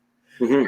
How many people that are representative of the three main established parties, aka the Liberals, the Conservatives, and NDP, are you getting this kind of information from? I'll ask you, right? And if you got something to offer me, put a link to it in the description of the video down there in the comment section. Actually, in the comment, not in the description, but put a comment down there where you're getting anyone that represents the establishment parties in this country that are even talking about these things. Damn well you're not getting this kind of information from anyone. Any of the politicians that are running from the established parties. You're only going to get that from people such as Greg or people such as myself or people that are trying to get and get ourselves all out from underneath this top-down kind of authoritarian structure that we're currently living in. We care about freedom tremendously, folks. At the end of the day, really that's what we're talking about today is freedom. Whether you get economic freedom or social freedom, and both of those things are very tightly correlated. But at the end of the day, what we really want to do, as whether you're a member, supporter, candidate, or ultimately a voter for the PPC, all we're trying to do at the end of the day is it's not a one-size-fits-all approach. And Maxime has adopted that, which is why I'm not, like I say, I'm not a fan of politics, as most of you people probably understand. But the reason why I've delved into it is because I recognize that, listen, most people have been taught that if you go check a box every few years that this person should have the ability to. So what I'm saying is let's put on our big boy and girl pants or skirts, right? And let's just treat each other adult and figure it a way. And I think we have that in our modern structure and our modern infrastructure that we have, whether it's blockchain technology or all kinds of different resources, and the fact that we live in the age of information and we can do these. Look at me and Greg are having a conversation today. I didn't have to go through CBC and beg them like, hey, would you please put me in contact with Greg? No, we don't. Like I said, decentralized totally. I can do it. Man to man, me and Greg here. No central planners. No one dictating, controlling what I can say to Greg or what Greg can say to me. All we're doing at the end of the day is offering everyone the free market of ideas and the free market of structure in terms of economic and social interactions. And like I say, I've never met one human being, and I've talked to a lot of people, as you probably know, if you watch my videos. I'm a big time talker. I love to talk to people. I've never met one person over the course of my life that didn't like to have the fact where they have more freedom affronted them. They might pick and choose how that freedom plays out based on their own personal, subjective, or anecdotal experience. But at the end of the day, they all want what they would deem or require to be more free for themselves. So if freedom is the ultimate thing that we're trying to achieve or attain, then things such as blockchain or what the PPC, the party, which is personal responsibility, individual liberty, fairness, respect. All those fundamental principles is the way that we can get there. And the beautiful thing, the way it's being done today is rather than in the past, right? Think about how things played out after they tried to bring down the communist regime or the Nazi regime or Mussolini's regime. It was a lot of people had to die, a lot of death, a lot of destruction. We're so fortunate today, folks, that we live in an era where we just got to use this, right? And I've used the terminology for a long time now is fuck revolutions. Intellectual evolution is what we require going forward. And because we live in the age of information, we don't have to do the revolution where we keep ending back at the same spot, right? Go through that same hell all over again. No, evolution. Adopt our mind, adopt our intellect, adopt everything, how we treat and interact with each other on the social and economic sphere so that we don't have to revolt. We don't have to be violent to the people that are trying to impose their will, their mandates, or their edicts on us. We just got to pivot and ignore these dipshits because they don't have any power if we don't give it to them. You're absolutely right, Bennett. That's such a great point that you bring up. We are a very civilized, advanced country. People around the world historically have looked to Canada as being a great place to do business, a great place to immigrate to. And, we've been highly respected around the world. But what's been happening over the course of the last many years is that our identity as Canadians is being dissolved. Our reputation internationally is being tarnished. Terrible. And we need to change that trend immediately. We need to make sure that we get back to the Canada that we once were. And we are the party to do that. We're all for immigration. Of course. We love having people come to Canada from all places around the world. Sure do. Whether they're just looking to live in a free, open, democratic society and make a decent living for themselves in a safe, friendly, prosperous environment. Oh man, I just gotta say this real quick, Greg. If you're like, and this is something I want to speak to Canadians, and I use any pulpit or bullhorn or whatever you got to say the same thing. If you care about freedom, I don't give a shit where you come from. I don't care about your color. I don't care about your race. I don't care about your sexual orientation. If you care about, that's the beautiful thing about the West, is we're supposed to be built on ideas. And if you care about the ideas that is a representative of post-enlightenment area, which is what's supposed to be the representative of the modern West, is come one, come all. I love you all, man. I really do. And like so many people in the past have said, it's not about skin color. It's not about, I don't, like I say, if Ireland, and I'm an Irish guy, I've got an Irish background, if Ireland decided that they had a lot of inept dipshits and they just wanted to flood Canada with a bunch of inept Irishmen, I'd still be railing against that. So what, it does have nothing to do with skin color or race or just fit in a tribe. It's the ideas that matters the most. So if somebody comes from Somalia, or like Mogadishu or somewhere in Syria, I don't give a shit. If they care about and want to adopt the same kind of fundamental principles of liberty that I want to, which is have that live, let live mentality, but hold each other personally responsible and accountable for our actions, like I say, socially, economically, you're welcome. You're always welcome. That's what made the West the best. And that's the way what I want to do. And that's why I'm a big fan of Maxime. Not so much about just blind nationalism, but it's about the ideas. And Maxime's saying, I love the ideas of the West. And that's what made us the most prosperous nations in all of human history. And we've created the most freedoms. And we've brought millions and ultimately billions of people out of poverty by those Western values and those Western ideas. And of course, we want to maintain them. Who would want to destroy the ideas that have created so much innovation, so much creativity, and so much productivity for ultimately billions of people around the world? I sure as shit don't. I know Greg doesn't, and I'm very thankful to have people such as Greg that not only have that same kind of mentality, but listen to the man, listen to the intellect that he brings to the equation. You're not going to get that. The only thing you're going to get, like from your typical liberal fucking candidate or your typical conservative, is like, oh, wait a minute, what did Scheer tell me I'm allowed to say? Or what is it that Trudeau said I'm allowed to say? What's the political talking points? I guarantee you, Greg didn't have to call up Maxime today and say, hey, how should I answer the questions to Bennett? Right? Never. I guarantee you. Well, you can answer that question for yourself there, Greg. That's right. He does allow us, unlimited freedom, right?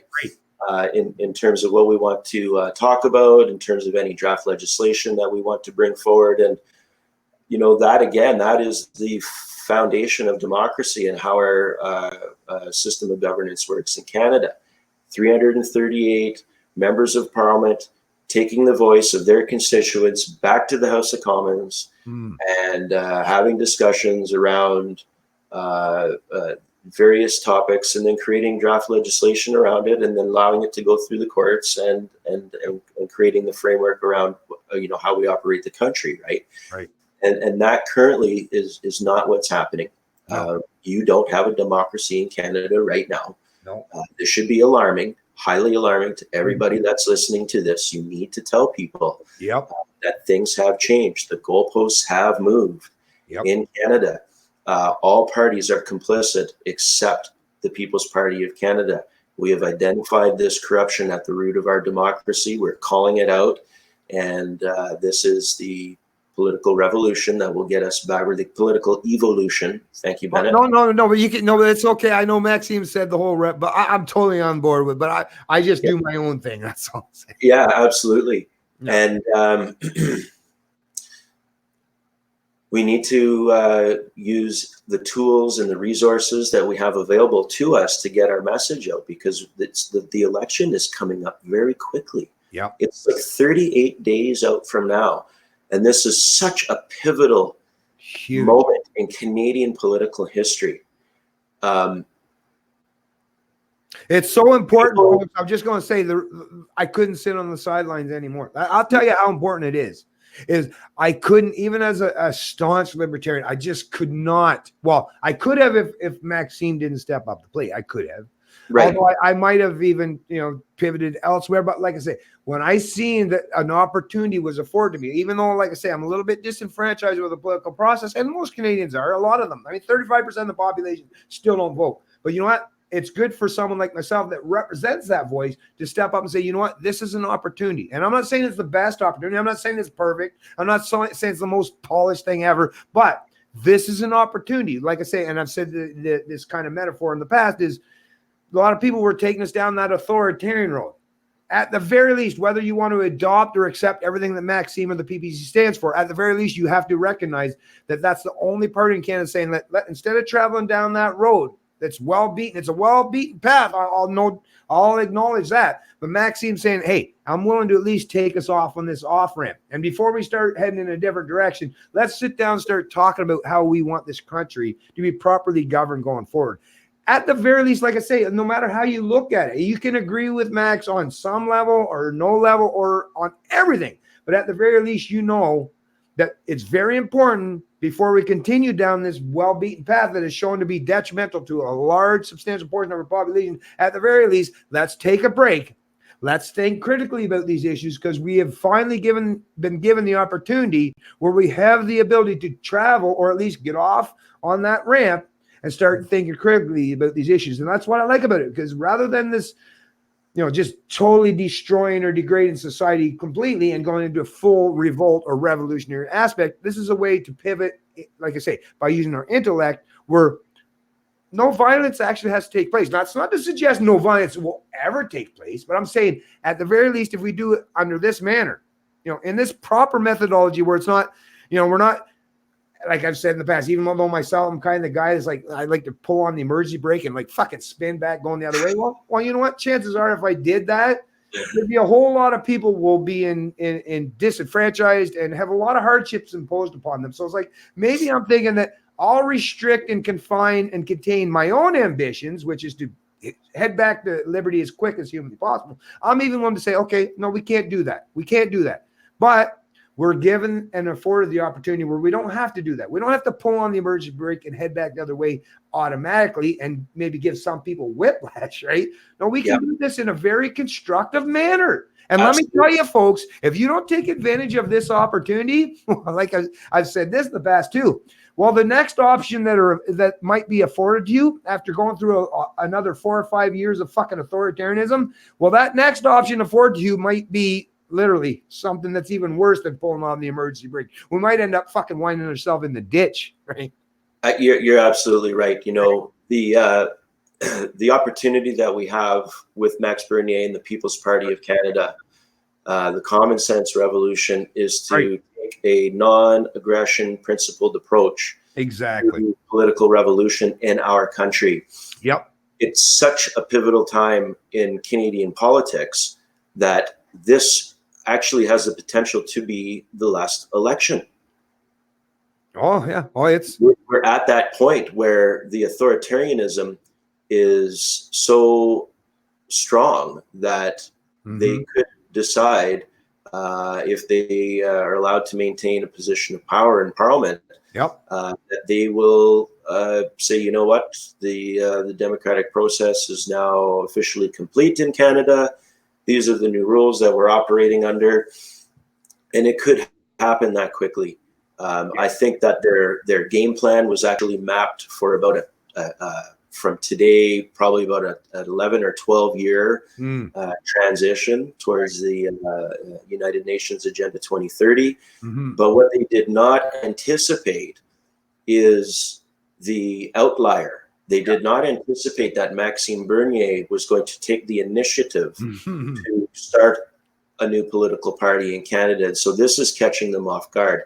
This is why we've seen the Leaders Debates Commission get stood up and impose regulations that is not allowing Max to participate in the debates, because they're so scared that if Maxime Bernier is allowed to stand up with the other leaders of the political parties and debate in a national forum viewed by 14 million Canadians, that he will absolutely run circles around them on the debate stage and make them look very foolish and incompetent because of what he has going for him. He's got such a great pedigree as an executive in the private sector, as a lawyer of 28 years, as a Conservative MP of 12 years, in positions as such as Minister of Foreign Affairs and Minister of Industry. He just knows the game from the private and the public side. And because of his genuine principled approach to politics and governance, it's just going to resonate with everyday Canadians. And those are the people that have been most affected or disaffected by the way government has been managing our country for the last, we'll say, 45 years. Yeah. Well said, Greg. And like I say, thanks for you to come on today. Like I say, I'm probably going to tie up the chat there now, because we got about 2 hours that we've gone now. And I'm really, like I say, I know I can ramble from time to time. I've been accused of that on a couple of occasions, but I really like, at the very least, I think I've given you the opportunity to say a whole lot of what you got to say. And I'd like to say everything that you said so far makes me feel, matter of fact, every time I have these conversations with PPC candidates in particular, I'm a little bit fearful, because I worry if someone wants to say something like goes everything that so far I've been pleasantly surprised at, like, which is why I'm feeling even more emboldened to support the PPC, because everyone that I've interviewed so far are people that I think intrinsically, and I'm a fairly good judge of character. You're not saying that people can't manipulate me. I'm fallible like every other human being. But for most of the people that I've been dealing with, like I say, whether the supporters or the candidates or the followers of the candidates, these are, like I say, they seem like just generally good, decent Canadians that care about the future and the prosperity of not just themselves. They're not selfish by any. That's another thing, folks. You at least recognize these people aren't selfish. These people are people that truly care about what happens and how this country unfolds is in terms of social and economic prosperity, and giving people at least a chance to thrive and survive and try to figure out what's best for them. And to me, the people that are representatives and supporters and candidates ultimately for the PPC have shown time and time again to me that these are the people that I really want to solidify my support. And I've not been disappointed yet. I'm not saying that's not going to happen, but so far, and obviously Greg is one more example. As a matter of fact, I'm going to place Greg right now at the very top of my list, because this man apparently understands economics. So he has a firm grasp of how you decentralize things and get people so they actually have genuine freedom. Because at the end of the day, like I say, I cannot pretend what's best for every Canadian, nor would Greg, nor would Maxime Bernier. All he's saying at the end of the day, all we're saying at the end of the day is let's allow freedom to take hold, but keep some very fundamental principles as our guiding purpose is in everything that we do, anything we undertake, all of our endeavors, is there has to be some guiding principles. Because if you have no guiding principles, then what the hell? I mean, you're just wish-washy. Well, if you don't have guiding principles, you're Andrew Scheer, you're Justin Trudeau, or you're Jagmeet Singh, and you're looking to whatever the pollsters, right? Depending on what, like they always say, I mean, the media even represents this. I mean, if they're actually, that's one thing I'll say about the media, is they're even honest in how unthinking they are, or how uncritical they are in terms of, they just look at, oh, look, this particular thing is popular in this area, so let's just cater that. Well, that's, like I say, that's just raising down to the lowest common denominator. I love the fact that people that represent the BBC have staunch principles. You don't have to agree with them. You can disagree with them. I mean, you can make that known in the ballot box in October. But at the very least, one thing you will never be able to accuse Maxime Bernier or the people that represent the PPC is that we're not principled in any way. No, we are very principled. You don't have to agree with our principles, but at the end of the day, if you're going to argue with us or if you're going to go against us, well, you better be able to challenge our principles. And I've been waiting a long time. Matter of fact, I'll be like that skeleton at some point in time, right? Just got laid out here. I've been dead for 20 years. I'll still be waiting for these authoritarian collectivists that have actually offered a genuine rebuttal against the principles that libertarians or the PPC or the proponents of liberty actually espouse. That's why I love the members, the supporters, the candidates of the PPC, is because we have power, and the power that we get is not that we achieve in terms of violence or force. The power that we have, that we possess, is our ideas and our principles. Anyways, sorry, Greg. I go on these damn little tirades from time to time. But thank you again. You're good. You're good. I could sense that you were gonna wrap it up with your classic. Yeah. No. End of session. I know, man. I'm sorry, and it's not even that I do it just for me, folks. It's not like I'm trying to grandstand for me. I mean, I like I said, I've been in the competitive ventures so many times in my life. It's like I've already had enough pat on my backs and seeing how I can do. At the end of the day, it's not about me. It's about, like I say, that's why I bring people like Greg. I care about the ideas, but obviously I'm very boisterous, very vigorous, and very passionate about standing for liberty. But I'm the thing that keeps me going today, actually, to be honest with you, because I'm beat down when I see the kind of messaging that's promoted by the authoritarian collectivists. But what keeps me going? What keeps me thriving and surviving and trying to attain any amount of success is people like Greg. To be honest with you, folks, if it wasn't for people like Greg and Maxime and all these other beautiful people that are stepping up today and say, you know what, we're not, and it's not easy. That's the other thing. If you question Greg's motives or question what Greg's got to go through to run for a new upstart party, like, try it someday. Just try it on for size, and you'll find out it's not easy to challenge the status quo. It's a detriment, actually. It's, there's a lot of people that take advantage of big government, and they've benefited. So they're going to finger wag at you. They're going to try to ignore you. They're going to deride you. I mean, look at the media proponents, right? They're going to try to insult PPC candidates. I mean, Greg seems like a very reasonable guy, but they might very well try to suggest that Greg's a racist because he runs for. I mean, think about all the negative connotations that are thrown or slew at people such as Greg. And why? For nothing more than they're scared that someone's going to challenge their top-down form of authoritarianism. So come on. At the very least, folks, support the people that are giving you the opportunity. Because like I said, this opportunity does not come along every day. Take full advantage of this opportunity. And you don't have to agree with everything Greg says. You don't even have to agree with everything Maxime says. Just know at the very least, all you need to all you're required to understand is that these are the people that care about your freedoms. They care about their own freedoms, of course, but if they get their freedoms, you gain your freedoms. And by natural extension, if we're all getting more freedoms, at the end of the day, that's the best place where we can have that sense of unity, because a population of people that are free do have a sense of unity, right? Because we're all functioning under a genuine principle, under a banner of a principled position such as liberty. If we're functioning under a principle such as liberty, that creates unity. But if we're functioning under the realm of these top-down authoritarians, which is saying that, oh, it's your skin color, it's your race, it's your ideology, it's your economic statue in life. If they just try to divide us, well, that's not going to work out very well for the rest of the kings, because that's just picking winners or losers in the social and economic endeavors. PPC and those who support them, and the candidates such as Greg, say, no, I don't believe that I should have any pretense to tell you how you should live. I just want you to function under a certain particular kind of rules and principles, which is to say, Don't use force or violence as your mean to an end. And I think the most people that want to correlate and congregate to that area of their mind or their intellect are the people that are going to be the true leaders that'll bring the most fundamental principles of liberty going forward. These are the people that are the true leaders. And if you support the people that are going to be true leaders, then they're the people that are the ones that are worthy of following. Because the only leader, there's rulers and there's leaders. A leader is someone that you follow because they're the people that have that natural tendency or those fundamental principles of what it is to be a liberty. A leader says, or a ruler says, you have to follow me. And not too many people, I think, are well adapted in Canada, right? Well, we do have a little bit of conformity, but I think we still have a little bit of a counterculture, a little bit of a rebellious spirit in Canada, where we want people, if we're going to follow them, we want to follow people that are genuine leaders, not just rulers. Sorry, sorry, Greg. My first one was much better. You're right. I probably should have finished on the first one. But anyway, sorry, go ahead, buddy. Finish off whatever you got to say there, Greg, and then we'll tie this one up, buddy.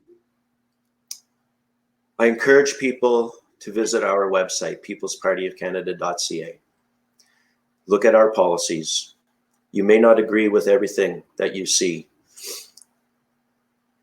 You have to understand that politics is a very tough business. Mm-hmm. Our goal is not to appease to everybody 100%. Our goal is to provide the political strategy that will serve in the best interests of all people. Mm.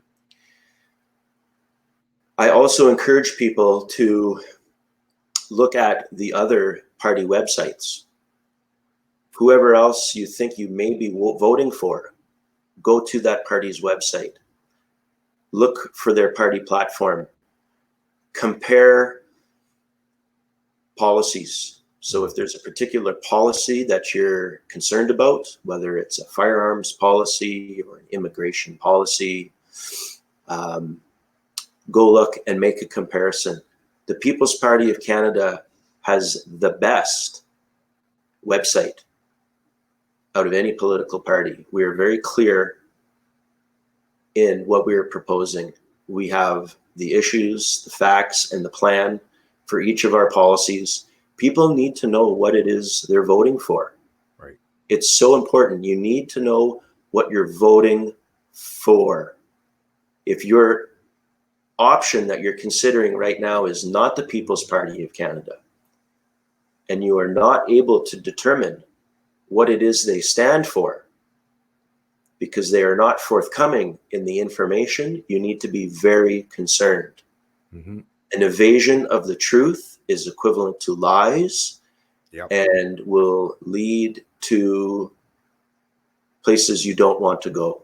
Right. This is one of the mechanisms that nefarious government institutions use to dupe people into voting for them. So 90% of what I do is education. Right.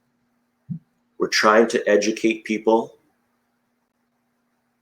and we can't exactly teach things that they don't already know. So we can only guide people and lead them to the place where they can find the information, read about it, become knowledgeable, and make an educated decision when casting their ballot this fall. So whether you are a fifth generation grain farmer in rural Alberta, or whether you're a first generation refugee or immigrant to Canada with a new Canadian citizenship, we welcome you all here. Right. You need to understand that the reason that you were attracted to come to Canada in the first place is in jeopardy right now. We live in very dangerous times politically in Canada. We have seen this happen historically, time and time again around the world.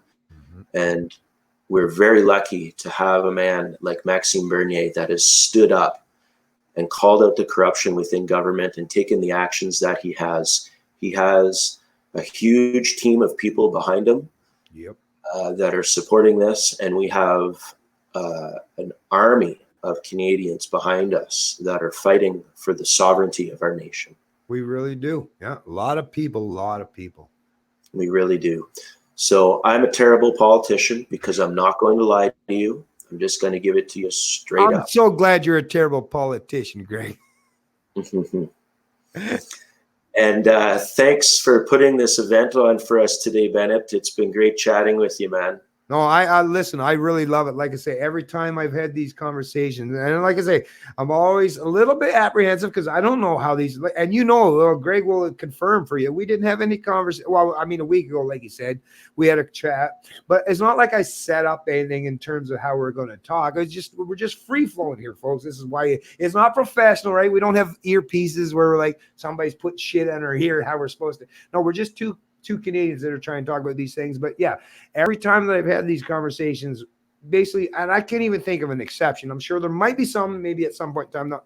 Everyone that I've talked about that have stepped up the plate, right, for the PPC, seem like just people like myself that share that same care and compassion. And these are people, like I say, have no pretense. I've never heard anyone that were, and I'm a pretty good judge of character, where they're just, I just need power, right? And you can tell people that strive for power, even if they try to use political narratives and suggestions and talking points, you can usually tell it's not that hard to figure out people that are striving for power. But what I have definitely learned from most of the candidates that I've talked to that are representatives of the PPC, they're not looking for power for themselves. They just want, like I say, just to create an environment and an atmosphere where we have freedom. And that freedom, of course, they recognize it's beneficial to them, just like me. Of course, freedom is beneficial to me, but I also recognize freedom is beneficial to the rest of the Canadian population too. So at the end of the day, if you know fundamentally the people that are running for the PPC, mostly they're driving force, they're driving impetus that drives them every day to do what they do is the fact that they just want to create freedom for themselves and the rest of the Canadians. Well, I mean, that's a pretty good thing to try to, circle around and try to get under. Like, that's the kind of unity that I want to promote. And like I say, I've shared this, just let you know there, Greg, 3 times since we've had this chat, I've shared your website. You have done a very professional job. And I haven't even had a chance to mention this, folks. But if you look at Greg's channel, his own website, folks, like I say, this is a man that exudes personal responsibility. He's not just stepped up the plate in terms of running for politics, but look at the website. This is a person that has been very professional, and look at what he said. Look at what he represents. He understands blockchain technology. He understands. So like I say, this is a leader. This is a leader that people should try to unite and gather around. And not by, like I say, not a ruler, a leader. And when you have leaders, like I say, the leaders are the ones that lead by example. And Greg has shown time again, as far as I'm concerned, that he wants to lead by example. So I applaud you for all your effort, Greg. And I know if I was living in your particular riding in the Foothills, that's in Alberta, correct? That's correct. Yeah, we're southern Alberta. Right. Yeah, we go from the south edge of Calgary city limits all the way to the U.S. border. Yeah, and the BC border to just east of Highway 2. And, what I want to say is, the rulers, they never take a break, right? They're always planning, and they're always trying to figure out, how can we gain more power and control. Look, I wish I didn't have to do this, Bennett. I wish I could just trust and have faith in government in Ottawa that we're being led right on by responsible people that have our best interest in heart. But the fact of the matter is that it's so far from the truth. Yep.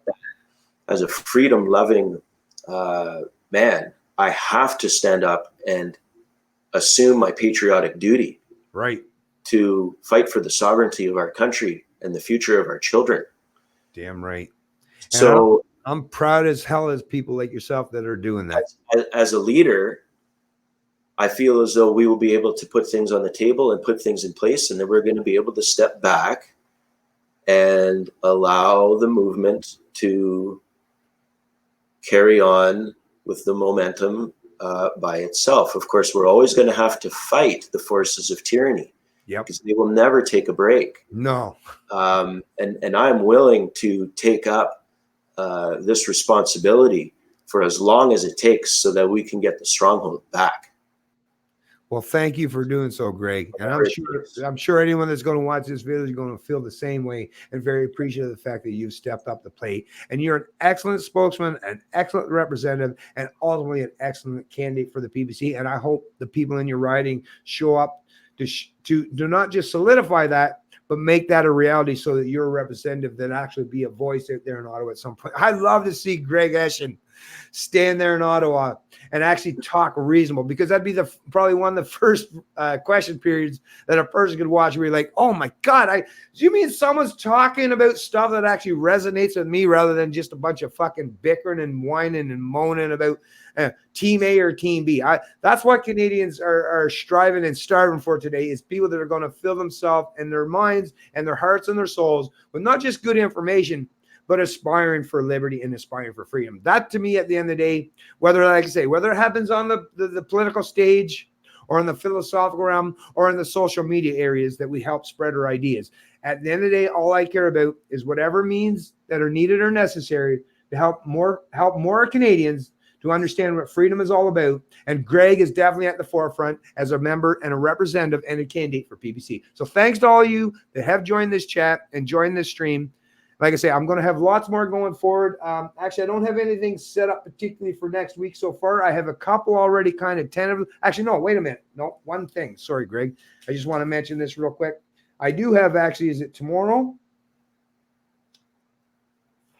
Yes, sorry. Okay, I did forget about this. So, and I can't believe I did, because actually, no, Raging Humanist. So he's a former military member in Canada, and he's someone you've probably seen him on Rance Derrick and a few other Canadian YouTuber channels. But we're gonna have a great chat. He's very comedic, he's very funny. Yeah, he's actually seems really good. He could be you could have placed this guy in the acting realm actually, because he's really good as far as impersonate people. And he's a big supporter. Like I say, he used to be a military member. I think he's retired now or whatever, but he's someone in Canada that he talks about the kind of things that's representative of those of us in Canada, where, you know, you defend your country, that's fine. And I'm sure he will say the same thing. He cares about defend country. Greg cares about defend Canada.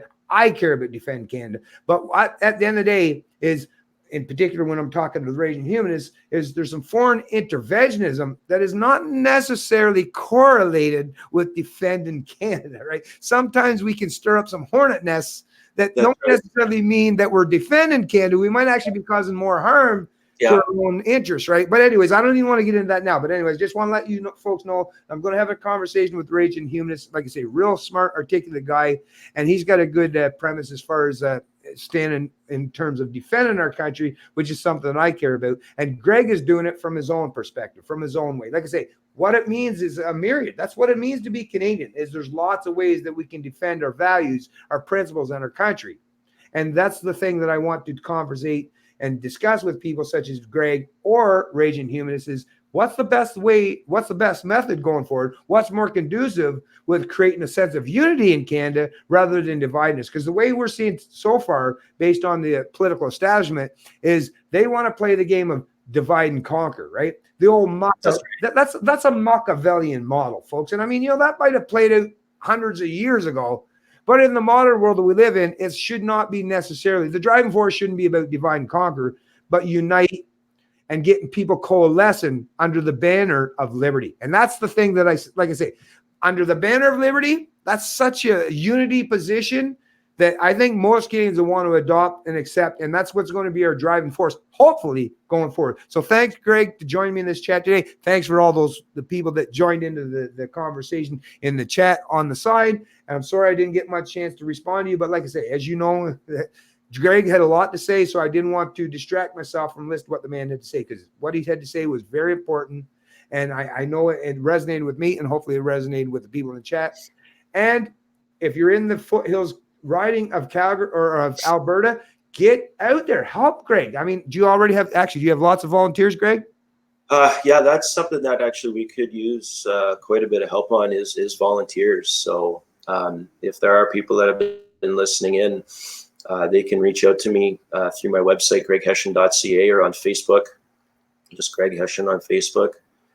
And let me know. We will assign some tasks to you in your area. We have a lot of turf to cover.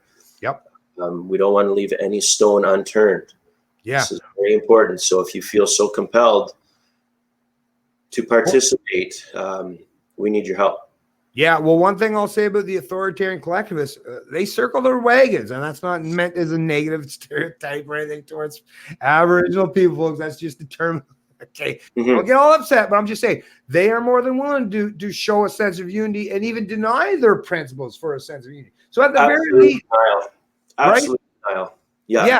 So at the very least, if we're going to try to counteract and combat these people, at the very least, we have to at least show the willingness to show unity with each other as well, and put our petty differences, you know, because that's the thing. You'll never find any semblance where you're going to agree with each other on everything. Nor, matter of fact, I wouldn't even want to live in a world like that. That would be I would think that would be a really fucked up world if we all agreed on with each other on everything. It would be so stale. It'd be like not black and white, but totally just gray area, right? So I'm glad that we have diversity in some way, but at the very least, like I say, the authoritarian collectivists, they've shown time and time again, they're willing to sacrifice everything that they stand for to conform to their ideology. I'm not saying we have to be that, you know, dumbed down and conform completely, but we have to at least be a force to challenge them. And to be a force to challenge the authoritarian collectivists means we kind of do have to put aside our petty differences and show solidarity with each other for the right ideas, not for collectivism, not for authoritarianism, not for trying to sacrifice each other, but at the very least for standing for our ideas and our principles. So thanks again, Greg. And we'll talk to you again there soon. Like I say, if you ever want to reach out to me again, I'm always willing to have engaging. This was a great conversation. I'm always willing to engage in a conversation with you. And I'm glad that you got this opportunity today to get your message out to the Canadian people, because I think what you've said today is definitely going to resonate, especially with the audience that's going to be on my channel anyways. Yeah. Well, hopefully the word gets around. And thanks again, Bennett. You have a great day. You too, buddy. Okay. One sec there, buddy.